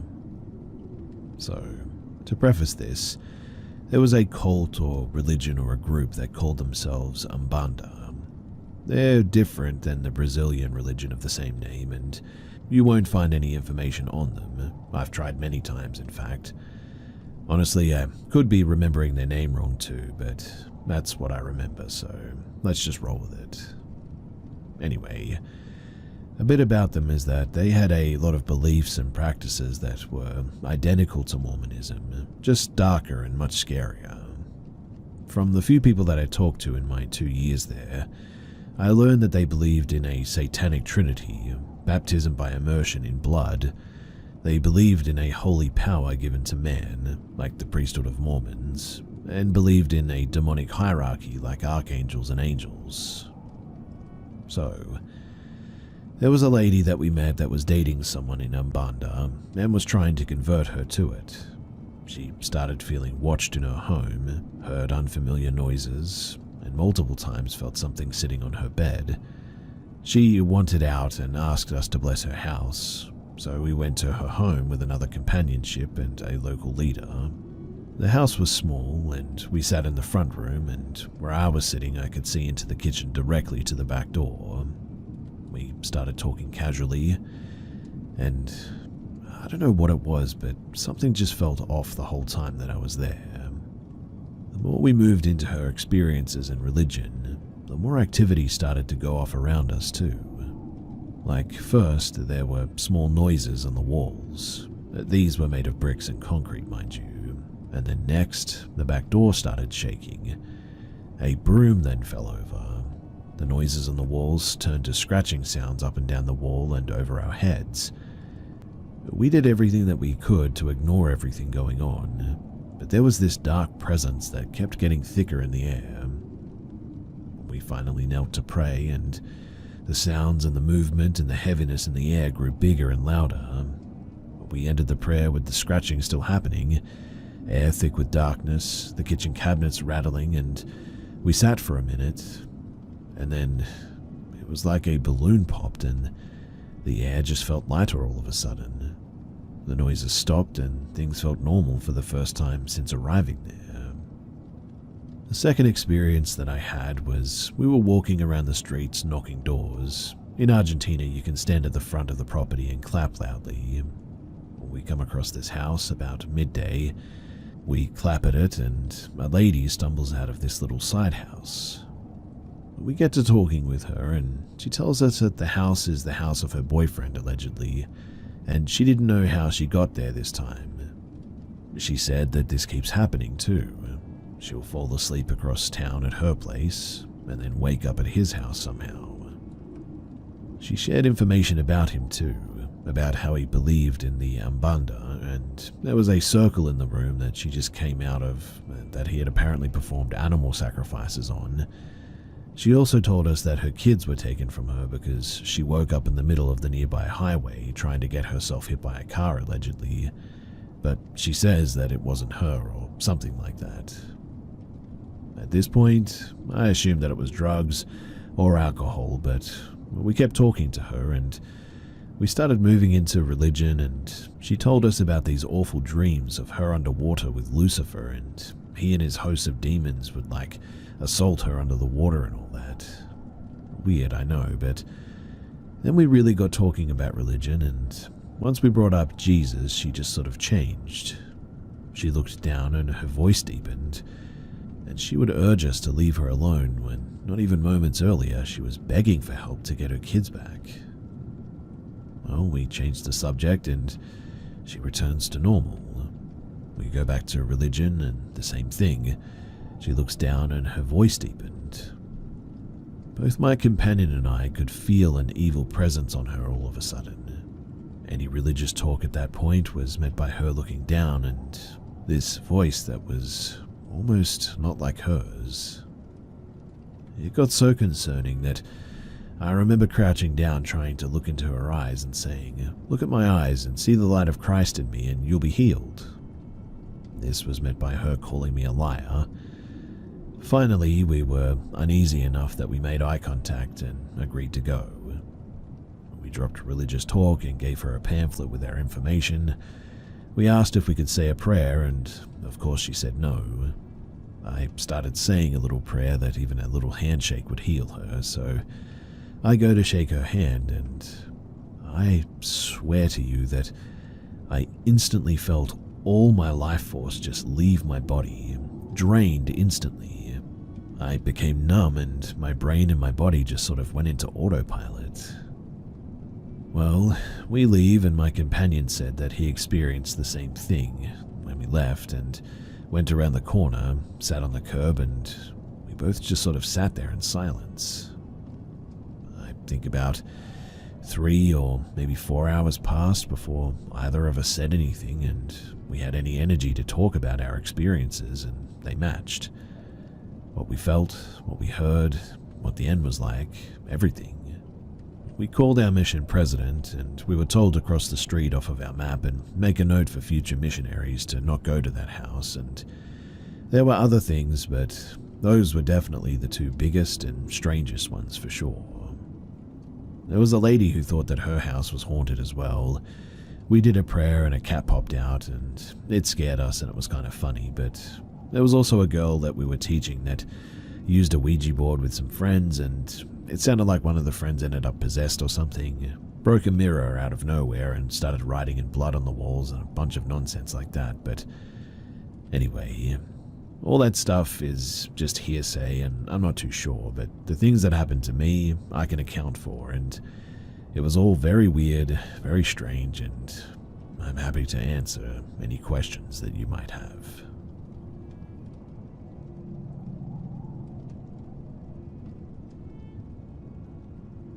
For a bit of backstory first, my husband and I live in an apartment complex with our dog and cat. There's a forest trail behind our complex that leads to a park where we often take our dog. Now, it was a weekday, and I was taking our dog for a bit of a pee while I was on my lunch break. We took the parking lot to the trail right behind the trash compactor for our apartment complex. This trail is usually empty, so walks don't get interrupted with other people and the dog can do his business with minimal distractions. It's very scenic. We have some cross owls, bald eagles, squirrels and the like. The wind goes through the pine trees and we can occasionally hear cars go by on the main road up ahead. It didn't take long to realize that something was different on this day though. You see, we had gone down the trail and stopped at the main road, turned around and started to head back home. The wind seemed to suddenly stop just then, and I couldn't hear the birds that were so loud just a moment ago. It was almost like the silence was loud, if that makes any sense.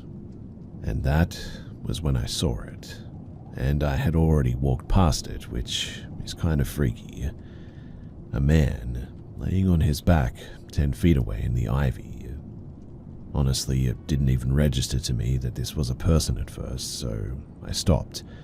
I turned around.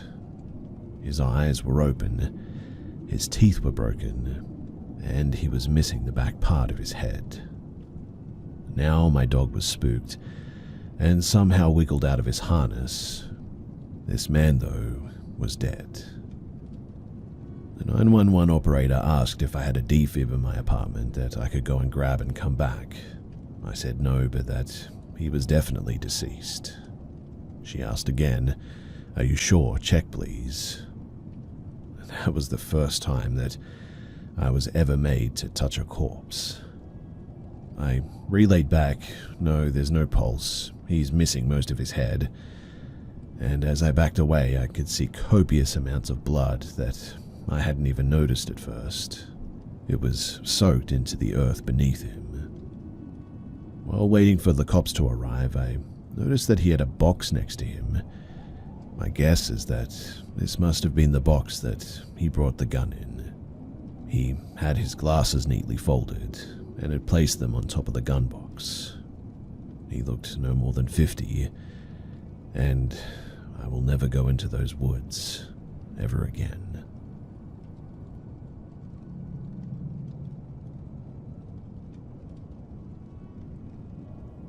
I just want to say before I get started that my sister and I have seen, met, and encountered some pretty creepy people before. We watch each other's backs and both of us can pick up on and spot the behaviors of someone with bad intentions pretty quickly. Whether that's an odd conversation or just passing glances from someone, we can tell pretty quickly for the most part. We've definitely had our fair share of scary people encounters. This was different. I fully believe that it wasn't human. And when I say that whatever it was scared me more than any other thing that I've encountered, I genuinely mean it. So, my sister and I both live in central West Michigan, in the Lower Peninsula. And 2 weeks ago, we wanted to get out for the day, and to get where we wanted to go was a fairly long drive. So we started out at dawn just as the sun was starting to rise. We agreed to stop at the gas station in town to get something to eat and drink. We also needed a new car charging port because the one that we had gone out. This gas station is quite large and pretty nice as far as the gas stations go in this area. Up until this incident, we had both been in there many times before and were very familiar with the layout. It has both a front and back entrance, as well as a sort of little tucked away cutout in the wall with seating. It's located by the back door, so you can buy a sandwich or whatever and sit down and eat it. This little seating area, it's rectangular and is enclosed by 3 walls. One large table at the back with 3 chairs and 2 much smaller tables on the other 2 sides, each with 2 chairs. For you to get to and from the back door, you have to walk right past it as well. Now, we came in through the back entrance, walking directly past the seating cutout to our right, so that we could get to the larger part of the gas station and get our things. Both of us made note that, aside from the 2 workers behind the counter, there wasn't anyone else in the station at this stage. After we found what we needed, we checked out and During that time, we had made some small talk with the workers. I was finishing up the conversation when my sister started walking toward the back door, and because of this, she was ahead of me by maybe about 20-ish feet by the time that I started after her. And when she reached the door, she looked over her shoulder at me. It sort of struck me as odd that she was checking to make sure that I was following her, because I knew that she knew that I was. I walked into the view right side of the table in the seating area, and I understood why she looked to make sure that I was following. The moment that it came into my line of sight, I was filled with this guttural, instinctual fear. It's difficult to describe what it felt like because it was so different than anything that I've ever experienced before. But whatever it was shaped like a human, sitting in a chair, back to the wall with its arms resting on the table in front of it. The only two details both of us can remember, without a doubt, is that it had long black hair and was holding something that looked to be like cup-shaped between its hands. I never looked directly at it, but it looked at me, stared at me. I could feel its gaze on me as I continued to walk past it.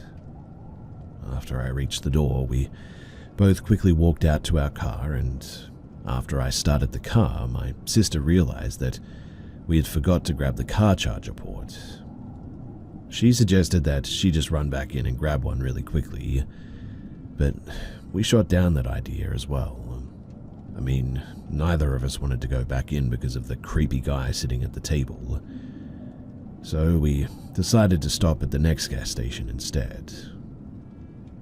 We went on with our day, not talking about or even really thinking about the gas station guy again. Honestly, too, I completely forgot about it in the end. And it's been that way for the past 2 weeks. Until Saturday, when my sister was staying at my place for the weekend, did we talk about it. And the weirdest thing is that neither of us can remember this thing having a face. No eyes, nose, mouth, nothing in fact. Just that it had black hair, was holding something cup-shaped, and was without a doubt watching us. Its silhouette and face were blurred, I guess, like an unfocused camera lens. Neither of us can remember any other details, like what the colors it was wearing were, or even if it had legs or whatever, but both of us felt the same horrible feeling from it, and neither of us looked it directly in the face, only through our peripheral. We didn't choose not to look at it, mind you. We just felt like we couldn't. Both of us just sort of instinctively knew not to look at it, I guess, and as we were walking around getting our things, both of us would come into view of the table multiple times, and never once did we notice anyone sitting back there. I mean, if it was sitting at the table the whole time, then we definitely would have noticed. And at no point when we were there did anyone enter or leave the station. Like I mentioned earlier as well, we're both extremely observant people, and we definitely would have noticed. At least one of us would have. And the even more messed up part is that the way that it was sitting and the table size just didn't make any sense. The table is very small and is always pushed up against the wall, and it was sitting in between the wall and a large, long table in place of where the other table should have been. Neither of us have been there since, so it could have been possible that they changed the layout or something and that was just the first time that we had seen it. Possible, I suppose, but very unlikely. So on Sunday morning, we go to check to see if they had changed the layout, and it is exactly as we remember it. One big table and 2 much smaller tables, which means that it was in fact impossible for it to have been sitting like that. I honestly believe that it was something else. What it was, I have no clue, but it absolutely terrified me.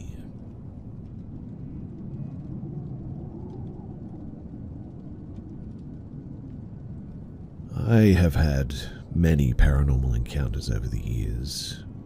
I find them fascinating in a sort of frightening way, I guess, if that makes any sense. This experience, however, was absolute pure terror for me. For context, I need to explain our local legend. So I'm from a tiny town that you really only know about if you live here, are close to here, or know someone here. On the outskirts of this tiny town is where I live. This is also where a back road known as the Bank is. This road is extremely windy and narrow, the type of narrow that you have to lay over as far as you can on the rare occasion that another vehicle is oncoming. It's surrounded by thick forest as well on one side of a steep bank that leads to the creek on the other. Now, local legend says about 60 or so years ago, a woman was traveling alone on this road late one night. It's believed that she fell asleep at the wheel and ended up going over that bank. Her car was found close to the creek, horribly mangled. Sadly, she or her body was never found, though. Some say that she went through the windshield into the water.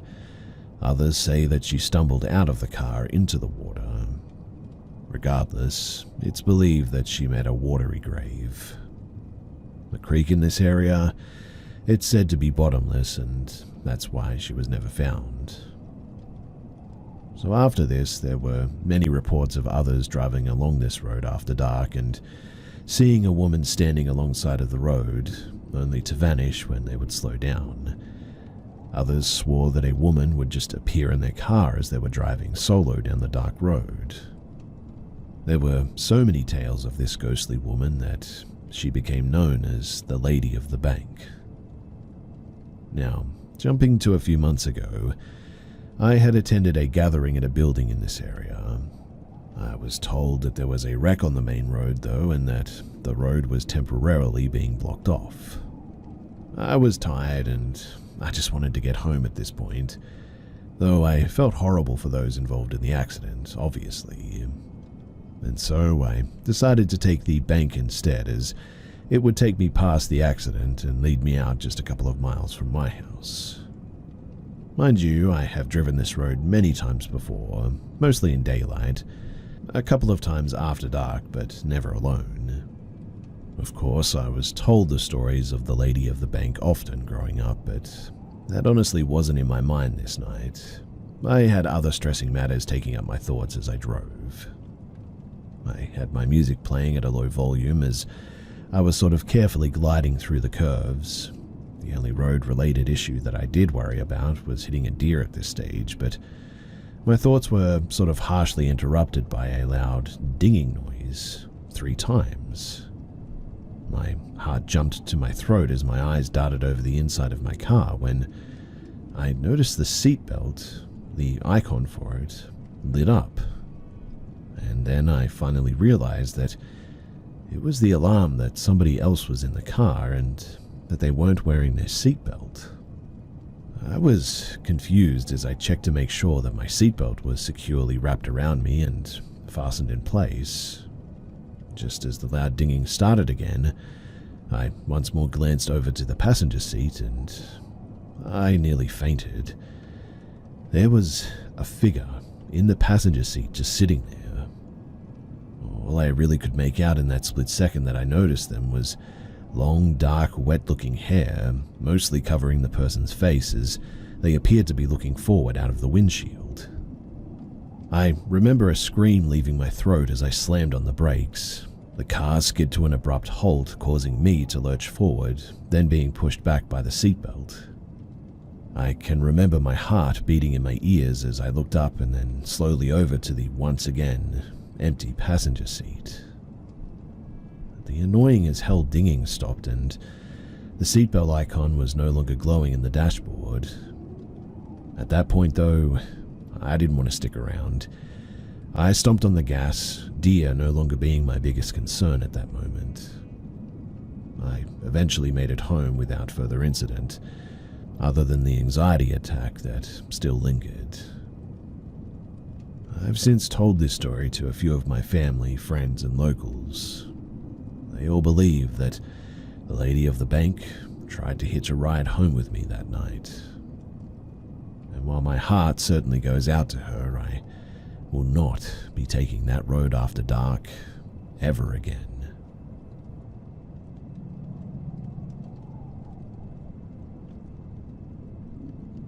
I was born in the early 90s.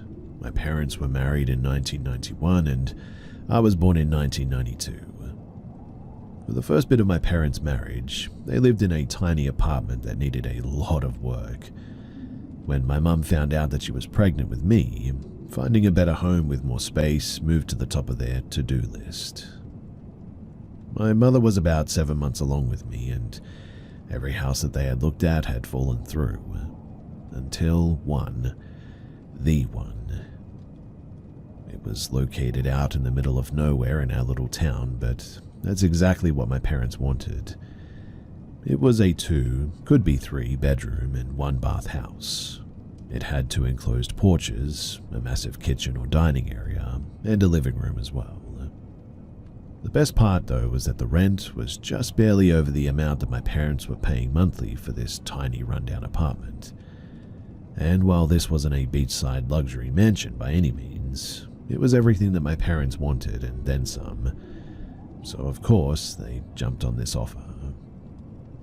It didn't take long after moving in though for the weirdness to start. Activity made itself known pretty much from day one. This experience in particular, I can remember even though I was only about 3 or 4 years old. So Halloween has always been a major holiday for my family. My parents decided to host their first annual Halloween party in this house as well, and it was a huge success. Tons of family and friends attended. They had music, food, games, costume contests. I remember that I was Baby Bop from Barney, and the best part was that a fake haunted house was in the garage, and it sat apart from the house, and we had a ball with it. After this was all over, my mum's 2 sisters and her middle sister's boyfriend, they decided to sleep over instead of making the hour-long drive back home so late. My parents made the living room floor, which was in between my parents' room and what was considered my room, as cozy as they could. Now, at about 2 in the morning, we said our goodnights, and I followed my parents into their room to crash, as I was absolutely terrified of my room. I remember waking up, though, to the sound of someone knocking on my parents' closed bedroom door. My dad was dead to the world at this stage, so my mother got up to answer it. I then heard the frantic voice of my older aunt asking where my dad was. My mum opened the bedroom door, more so that she could see my dad completely knocked out in bed. My aunt's voice became even more pleading, though, as she asked if they could all move into their room and sleep on the floor. My mum agreed, as my aunt swore that she would explain in the morning. I remember distinctly how excited I was to see my aunts and future uncle move their bedding into the small bedroom to sleep. It was my first sleepover in my young mind. Well, come morning, or later in the morning I guess I should say, we would find out exactly what had happened. My aunt said that after everyone had gone to bed and the lights were out, they started hearing movement coming from my room. At first, it sounded like footsteps walking around the room. Then it started sounding like someone was moving stuff around. It got louder, allegedly like someone was digging through my toy box.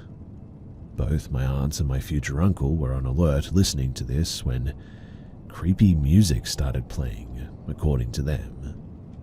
They realized that it was the music my dollhouse would play only when you pushed a special button. They were convinced that my dad was behind this, as he's notorious for playing pranks on people.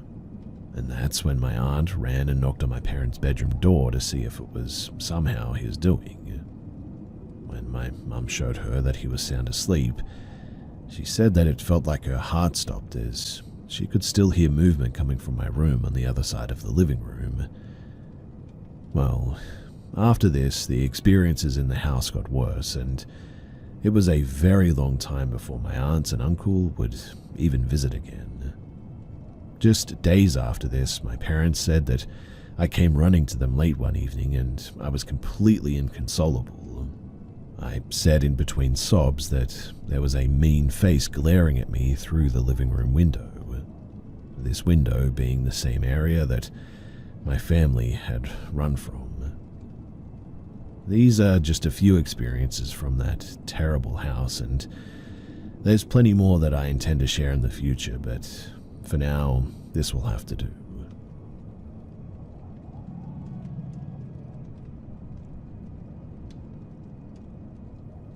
Have you ever looked into the eyes of someone who is truly crazy?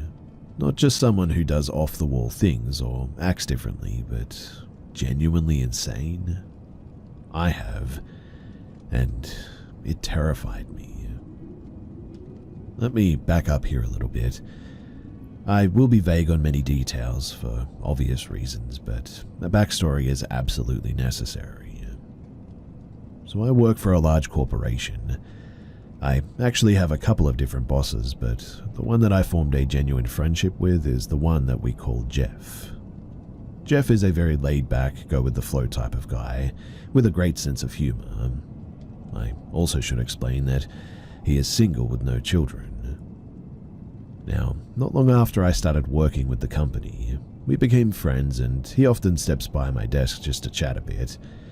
It was about a year ago, though, that he stopped by one morning and I immediately knew that he just wasn't himself.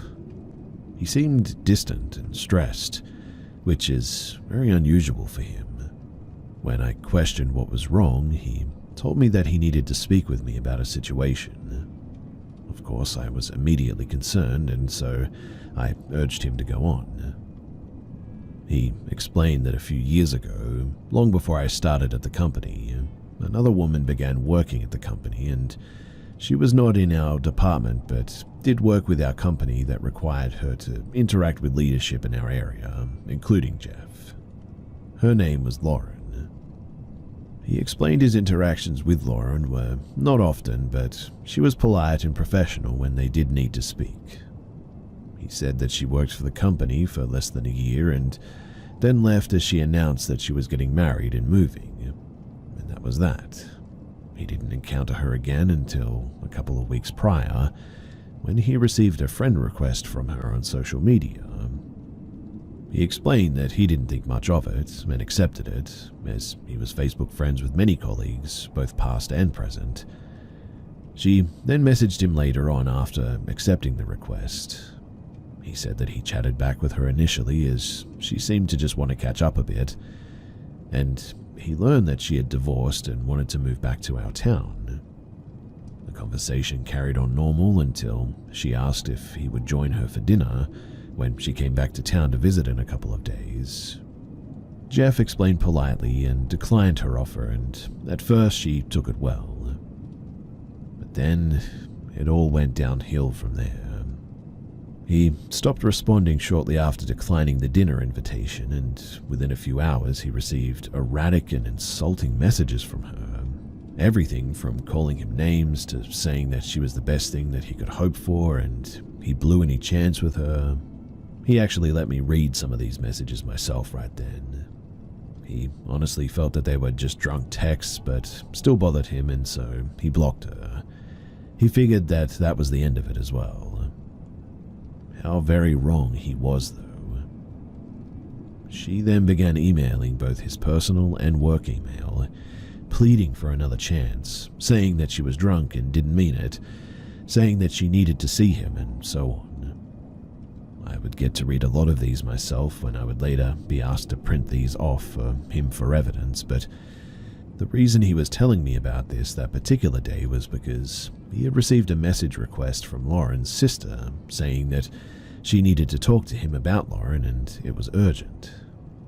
He accepted and responded to Beth, and Beth told him that apparently something had snapped in Lauren when she went through her divorce and she became fixated on a man that she called Jeff. Beth explained that she had tried to talk some sense into Lauren when everything fizzled out with the initial conversation with Jeff, but Lauren wasn't having it. Lauren told Beth that he was her soulmate and she was going after him. All this led to Beth explaining that Lauren had flown into our town and was staying at a hotel close to our company and was coming to see him at work, apparently. And Jeff said that he found out what Beth had said was true when he came in and found Lauren standing outside of his office. She immediately ran to him when she saw him and pulled him into an awkward hug. Jeff said that he smelt alcohol all over her and he immediately pulled away. She explained that she was here to get her old job back and needed to see him. She also brought him gifts that included gift cards, snacks, and a picture of herself. Jeff refused these gifts, but she became more forceful and insisted that he keep them. Jeff got away from her shortly after saying that he had a meeting. He went to HR to explain the situation and how he absolutely did not want her being employed there again. He provided me with a copy of the picture that she had left for him and said that if I saw her anywhere around the company property to notify security immediately. Beth later sent Jeff a picture of Lauren dressed as a man that Lauren had sent to her saying, "I'm wearing a disguise so that I can watch him without him knowing it's me." Again, this was nearly a year ago and things only escalated from here. Lauren made multiple trips back to our town but would try to catch Jeff in the parking lot. He would find multiple letters on his vehicle from her. Sometimes they made no sense at all. She once left him 2 letters that said the exact same things word for word, but one was in cursive and one was in print. Jeff blocked numerous email accounts only for her to make new ones. She professed her love to him, begged him to want her, stated that she made him her beneficiary if anything was to happen to her. She even sent emails that were clearly from her but claimed to be other men that wanted her and needed him to release her so that she could love them instead. Again, I got to read all of this when printing evidence. She eventually got his personal cell phone number somehow too, and began calling and texting him constantly. He would block the numbers, only for new ones to come through. This eventually ended up in court and a protective order was granted. This did bring things to a halt for a while. Jeff was finally himself once this occurred, as he had become a shell of himself, really. I genuinely felt horrible for him, in fact. That was until this week. On Monday morning, Jeff came by my desk and I could tell right away that he was not happy. Before I could say a word, he demanded to know who placed all those letters on his desk. Obviously, I was confused and I had no clue what he was talking about. I said as much and he explained that there was a thick stack of letters and handmade Valentine's cards on his desk from Lauren. We later found out that they had been stuffed under his door and the housekeeper found them scattered on his office floor when she went to go in and clean it. She didn't know what they were there for, and so she picked them up and neatly placed them on the desk. This was as troubling as it was figuring out how she got into the building in the first place. Well, shortly after, Jeff returned to his office to finish up some things before taking the letters to the police station. I was working away at my desk when I received a call from Jeff. Upon answering, I heard an almost panicked Jeff saying that she's here. He explained that he got a knock at his office door and opened it to find her on the other side grinning at him. He said that he told her that he was calling the police and slammed the door in her face and locked it. He called the police and then called me to inform me that she had been there and the police were on their way.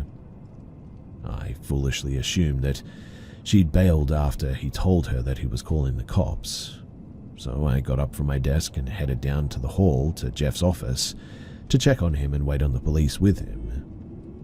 And I stopped dead in my tracks when I saw her. She was sitting on the floor outside of his office door, humming to herself.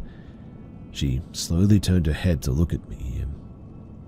I struggled to explain the knot that formed in my stomach as our eyes locked.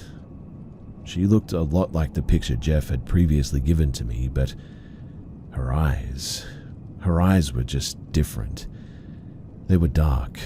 There wasn't that lively spark that you would often see in people's eyes. It was like they were hollow, void of any normalcy. Her lips slightly twitched up into a smile. She then slowly turned her head back towards Jeff's door and she resumed her humming. Well, as you can imagine, that was enough for me. I booked it. I darted back to my desk. Thankfully, the police arrived shortly after this, and she didn't put up a fight. Instead, she calmly allowed them to arrest her and walked away willingly with them. Still humming, mind you, they informed us afterward. She is still in jail for violating the protective order. Jeff and myself are both still very shaken by that experience. And honestly, I will never forget that look in her eyes, staring into an abyss of true insanity.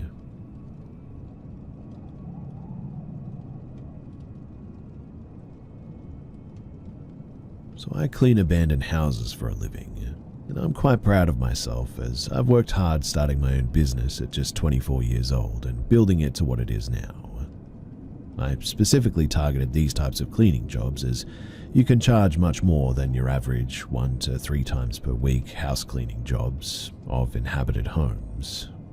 Plus, I rarely ever have to see anyone other than my team while on the job, which is always nice, for me anyway. Over the years, I have really been in some insane situations with these houses. Everything from encountering wild animals to once a deranged squatter taking up residence in the homes that I clean. There is one house, though, that stands out from the rest, however. One that honestly haunts me to this day. I got the job offer through a real estate agent that I made my friend over the years in this business. It's a small home, not much clutter left. Amela, my real estate friend, said over the phone, "Shouldn't need more than 1 or 2 of you to complete the clean," she continued in her enthusiastic voice. I rolled my eyes. I hated when she used her customer service voice on me. Yeah, what's the real deal with this house?" I answered in my usual half-annoyed tone. She responded more normal this time. "Honestly, Laurie, this house gives me the creeps. The granddaughter inherited it a couple of years ago, but has just recently decided to sell, and the grandmother apparently died in the home too." I rolled my eyes again. Death in the houses I cleaned was nothing new to me, and she was well aware of this. Amela continued, "I cut my pre-visit to the house short last week. I didn't even make it up the stairs where the grandmother apparently passed. It was just the feeling of being watched was overwhelming in this one." That got my attention. Amela had been in real estate longer than I had been in the cleaning business, and she took her pre-get-to-know before showing visits very seriously. Anyway, I recommended your cleaning services to the granddaughter, and she agreed right away. "Do you want to accept it?" she finished. "Yeah, I'll accept the job. How soon can we get to the clean?" I answered, feeling somewhat excited. Let me just check. Tomorrow at 8 a.m. As I mentioned, the granddaughter removed most of the clutter from the house, but it still needs a good TLC cleaning. The key will be left under the welcome mat," she said, back in her customer service voice. My eyes rolled yet again as I ended the call. Finally, an interesting clean, I thought, as I then dialed Morgan.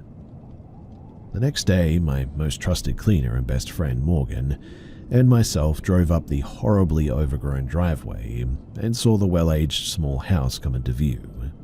Surely they'll need to hire an outside maintenance and renovation crew, I thought as I climbed out of my cleaning van.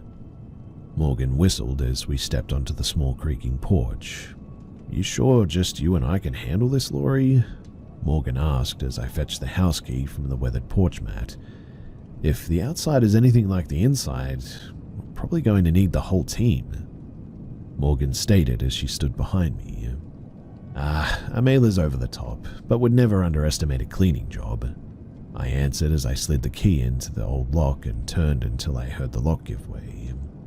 I then pushed the door open as It made the usual ominous creaking noise. We were both silent as we stepped into what I assumed was the small living room. The musty smell of a far too long closed-up house filled my nose as my eyes scanned the darkened room.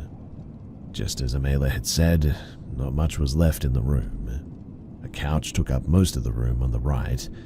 A small wooden coffee table sat directly in front of it, coated in a thick layer of dust. I noticed a few photographs still clung to the walls. "Let's get the supplies from the back of the van and get started," I said over my shoulder to Morgan. "I have dinner plans today and I want this done long before." A bit later, I was scrubbing the dirty windows of the living room while Morgan opted to start upstairs. "Laurie?" I heard Morgan call from up the stairs located just behind me. "Yeah?" I called back.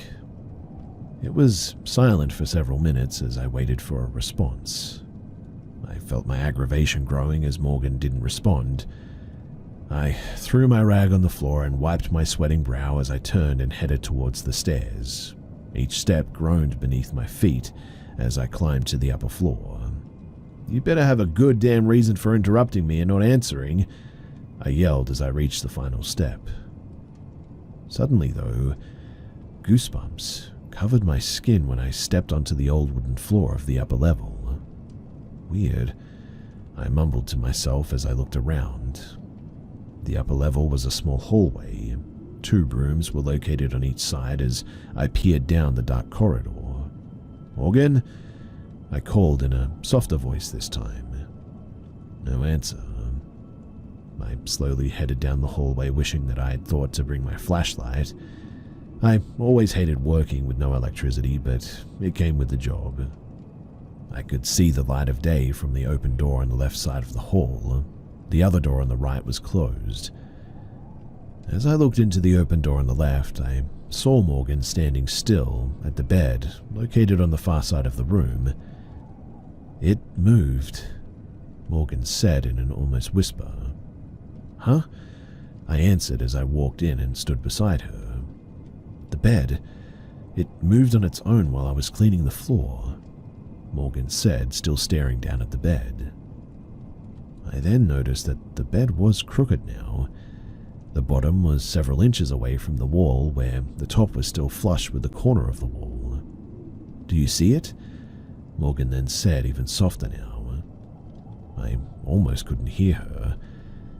Instead of questioning her, though, I looked down towards the bed that her eyes were glued to, and I instantly saw what she was talking about. There was an imprint on the bed, the shape of a body, almost as if someone was laying on the bed at that very moment. The chills were really covering my body now, and I felt myself actually shivering. It felt like someone was staring up at us directly from that bed.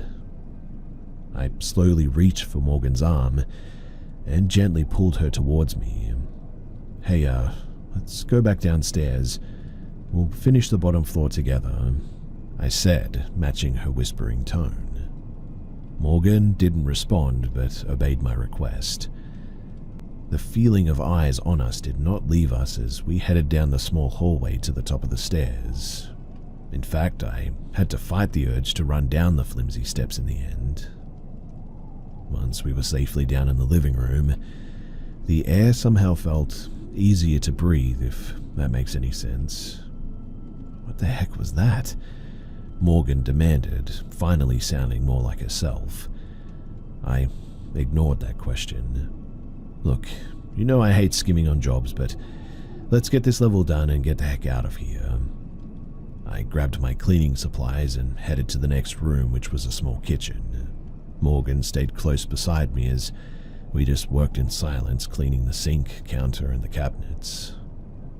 We both instantly froze, though, after hearing what sounded like footsteps above us.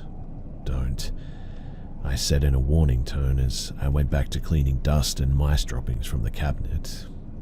Morgan again obeyed, and she stayed silent as she went back to work on the counter. The footsteps, they continued moving around above us, on and off, as we quickly finished the kitchen. The last room branched off from the kitchen that appeared to be a small office. I was so relieved that we would be out of there soon. This room had stained and worn down carpet covering the wooden floor. I turned on our rechargeable vacuum and the loud buzzing sound almost deafened me, but honestly, I was kind of glad for it. Working in that eerie silence was not normal for us, as we usually chatted and listened to music, but I was too rushed to fool with conversation or a playlist right now. What the actual hell?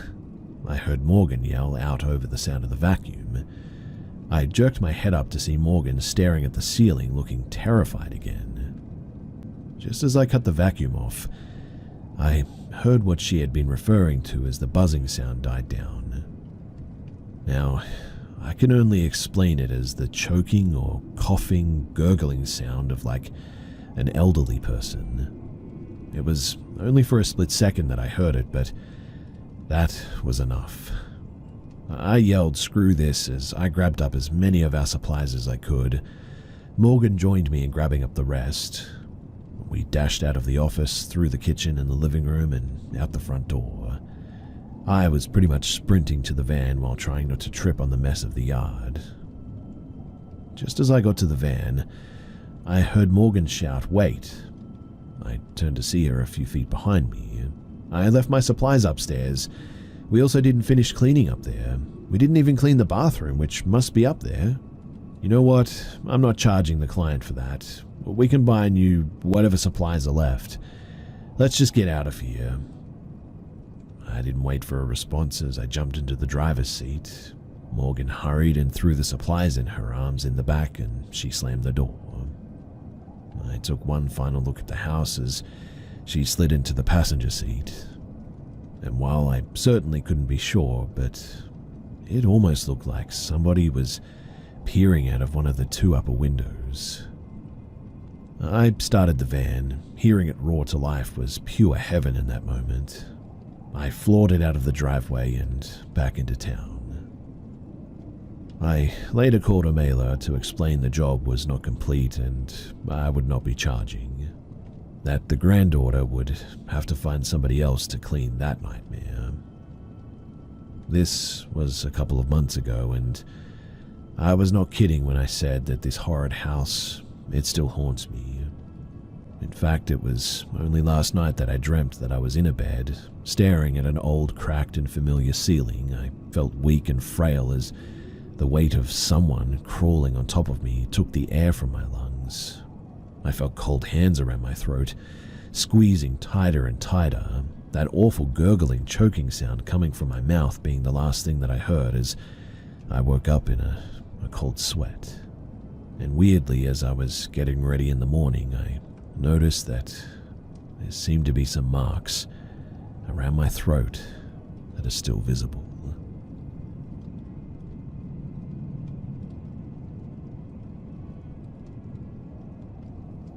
I got home around midnight, almost 1 a.m. from work. My neighborhood is usually dead quiet around that time. I live in a small suburban area where no one's ever really out late. I've been working late nights at the bar for the past 3 years, and in all that time, I can count on one hand the number of times I've seen someone else out walking that late, if at all. So, seeing anyone on the sidewalk at that hour immediately felt out of place. I was sitting in my parked car in front of my house, talking with my boyfriend on the phone before heading inside, just unwinding, not thinking much of anything. Out of pure habit, I glanced at my driver's side rearview mirror, and that was when I saw someone. I saw the swaying movement of legs, and I noticed a bright light bouncing with each step, lighting up the ground beneath them. It looked like it might have been a phone flashlight, but whatever it was bright. As soon as they reached the sidewalk, they stopped, and then the light lifted, deliberately, perfectly, and aimed straight into my mirror, right at me. I got chills instantly. Still on the phone, I frantically told my boyfriend to hang on while I searched for my keys. My hands were shaking. I couldn't find my keys fast enough. I don't know why, but I felt like if I looked up again that the light would be closer, that whoever was holding it would be right next to my window. After what felt like an eternity, I found my keys, started my car and bolted out of that neighborhood. As I turned the corner, the light faded from view. I tried to explain to my boyfriend, but I was so scared that all I could think about was putting distance between me and that block. The direction that they were walking, there's a large cluster of mailboxes that they could have possibly ducked behind, but aside from that, there really was nothing else there. No cars, no fences, no trees, just open sidewalk. Even the blocks that I passed on the way to my boyfriend's, I didn't see a single person. To think that they could have been hiding like they got caught terrifies me, though. I don't know what I saw, but the way that that light aimed perfectly at my mirror, it felt intentional, predatory. Maybe it was paranoia. I do read a lot of horror after all. Maybe my brain was spinning stories because I started to doubt myself as I drove away, but my reaction of seeing that light and really hoping that that person would just keep walking is what lets me know that it was not safe.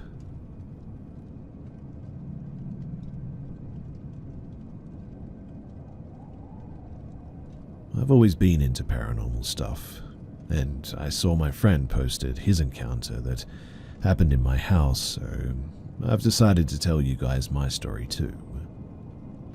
It was 2014 when I first moved into that old house in Selfoss, Iceland. My family and we had mixed feelings about it right from the start though, but we brushed it off as just our imaginations. I guess it was easy to ignore that eerie sense of being watched, considering that we all felt it in every house that we'd ever lived in. But this one, it felt different. There was something more to it, something that we couldn't explain. I've always been sensitive to these kinds of things, even as a kid. I remember when I was 4 years old crying to my mum about an ugly man that I'd see at night. That face has always been stuck in my mind, a shadowy figure that haunted my dreams and never left me alone. As I grew older, I began to see him more and more as well, and by the time that we moved into this new house, I could feel him again, watching from the shadows. I was used to it by then, but the house itself seemed to have its own presence too. It wasn't just me who noticed it as well. It was the little things, I guess. The sounds of footsteps upstairs when we were all downstairs. My mother and my siblings would look at each other, knowing full well that no one else was up there. The first time going into the attic and having a strong feeling like we were being watched, a cross with Jesus hanging over the window and a creepy mask just laying there, but the most unsettling thing happened one morning when a family friend stayed over. She was in the living room, and as she was just waking up, she heard someone run down the stairs. Confused, she asked my brother if it was me, but he told her that I'd already left for school. I hadn't even been home yet, to be honest, but the kids' toys suddenly turned on and they were playing their music. We even have video of this. Then, the voice of an old woman would whisper, sometimes just in our ears and just saying hello, or if we were staying up late, she would tell us to go to sleep, and we all knew that whoever that was, that they were not actually there and had passed away here. There was even talk of someone else, though I never really figured out who. I also had an old alarm clock, one that would ring so loudly that it would wake the whole house. And one morning, as it went off, I woke up, but I just couldn't move. There in the corner of my room stood the same shadowy silhouette of a man, just like the one that I'd seen as a kid. I froze in terror. I couldn't move, and it felt like it was getting closer, but before I could even react, my brother opened the door, drawn in by the sound of my alarm. And just like that, The figure vanished. Strange occurrences kept happening too, like one night I was in the living room preparing to eat dinner in front of the TV. I turned off the lights, the TV on, and as soon as I pulled the table closer, the lights flickered on and the TV turned off. It happened again and again, each time more unnerving than the last. I'd turn the TV back on, turn the lights off, but as soon as I moved that table, it would reverse. This happened 4 times before I screamed, "Leave me alone." And that's when I heard it. A really loud bang, and it scared the life out of me. I ran to check it out, and the bathroom door, it had this massive crack running right down the center of it. It didn't stop there though. In my room, the weird things continued. Like my bedroom door would creak open by itself, or I'd hear strange scratching or knocking sounds on my walls. The strange thing though was that every time that I knocked back on the wall, I'd hear a knock in return. It was almost like something was trying to communicate with me. And then there were the marks, scratches on my skin, bruises under my ribs, and once even a broken toe. I knew that it wasn't the old lady. She was too gentle, and I always got this protective feeling from her. But the Shadow Man, the one who had been following me since I was a kid, he was getting stronger, more violent. It started to affect my dog too. He would bark uncontrollably at the corners of the house, growling at thin air, and when I tried to investigate, he would always jump in front of me, blocking my way, as though trying to protect me. He would nudge me back into my room, warning me to stay inside almost, away from whatever was lurking out there. One day, we visited a medium about all this, and she immediately focused on me. With one look, she said that there was a Shadow Man, a dark entity that had been following me all my life. He was trying to get me, were her words, but I couldn't let him. He was strong, allegedly, and I don't know what was happening, but each day felt weirder than the last, and I've tried to ignore it, but it just never stops. It feels like the Shadow Man is always just a step behind me, waiting for me. I always get a weird feeling when talking about him. I feel like my chest is getting heavier even writing this. I really don't know what to think about all of this anymore, and I'm just hoping that someone might have some answers here, or at least a way to make it stop before it gets any worse.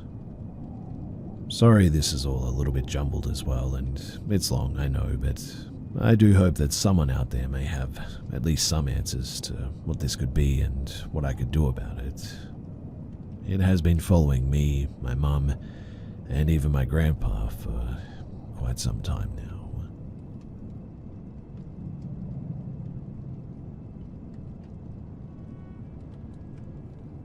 I'm 51 years old, and I was born in Las Vegas, Nevada in 1973. At the time, my father was in the Air Force, stationed at Nellis Air Force Base, while my mother was pregnant with me. Now, while on vacation leave, my dad and mum and a bunch of their Air Force buddies decided to go hiking late at night into the desert.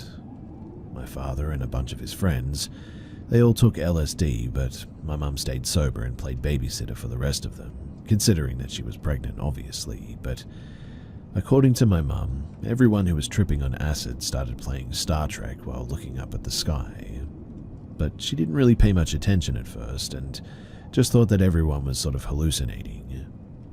However, at some point, she glanced up at the sky, and here's what she describes to this very day, and she's in her 70s now. There was a circle of lights, probably about 8 of them, super high up into the stratosphere, and they were rotating. She says that she thinks that they are reflective and being illuminated by the sun on the other side of the planet, and not producing their own light source. She says that they would disembark, my word not hers, across the sky to all points of the horizon and do gigantic rotations. and then, after a while, regrouped back to the smaller original circle. This continued for several hours. She says that they were doing formations. She grew up Catholic and now is no longer involved in the church, if that lends any credibility. My father is deceased now, but when I was in my mid-20s, I asked him, "Mum says that you guys saw UFOs in the desert." He didn't really want to talk about it because of the stigma back then of sounding like a crazy person, but his response was, "Yeah, we saw some pretty weird stuff out there," and then changed the subject.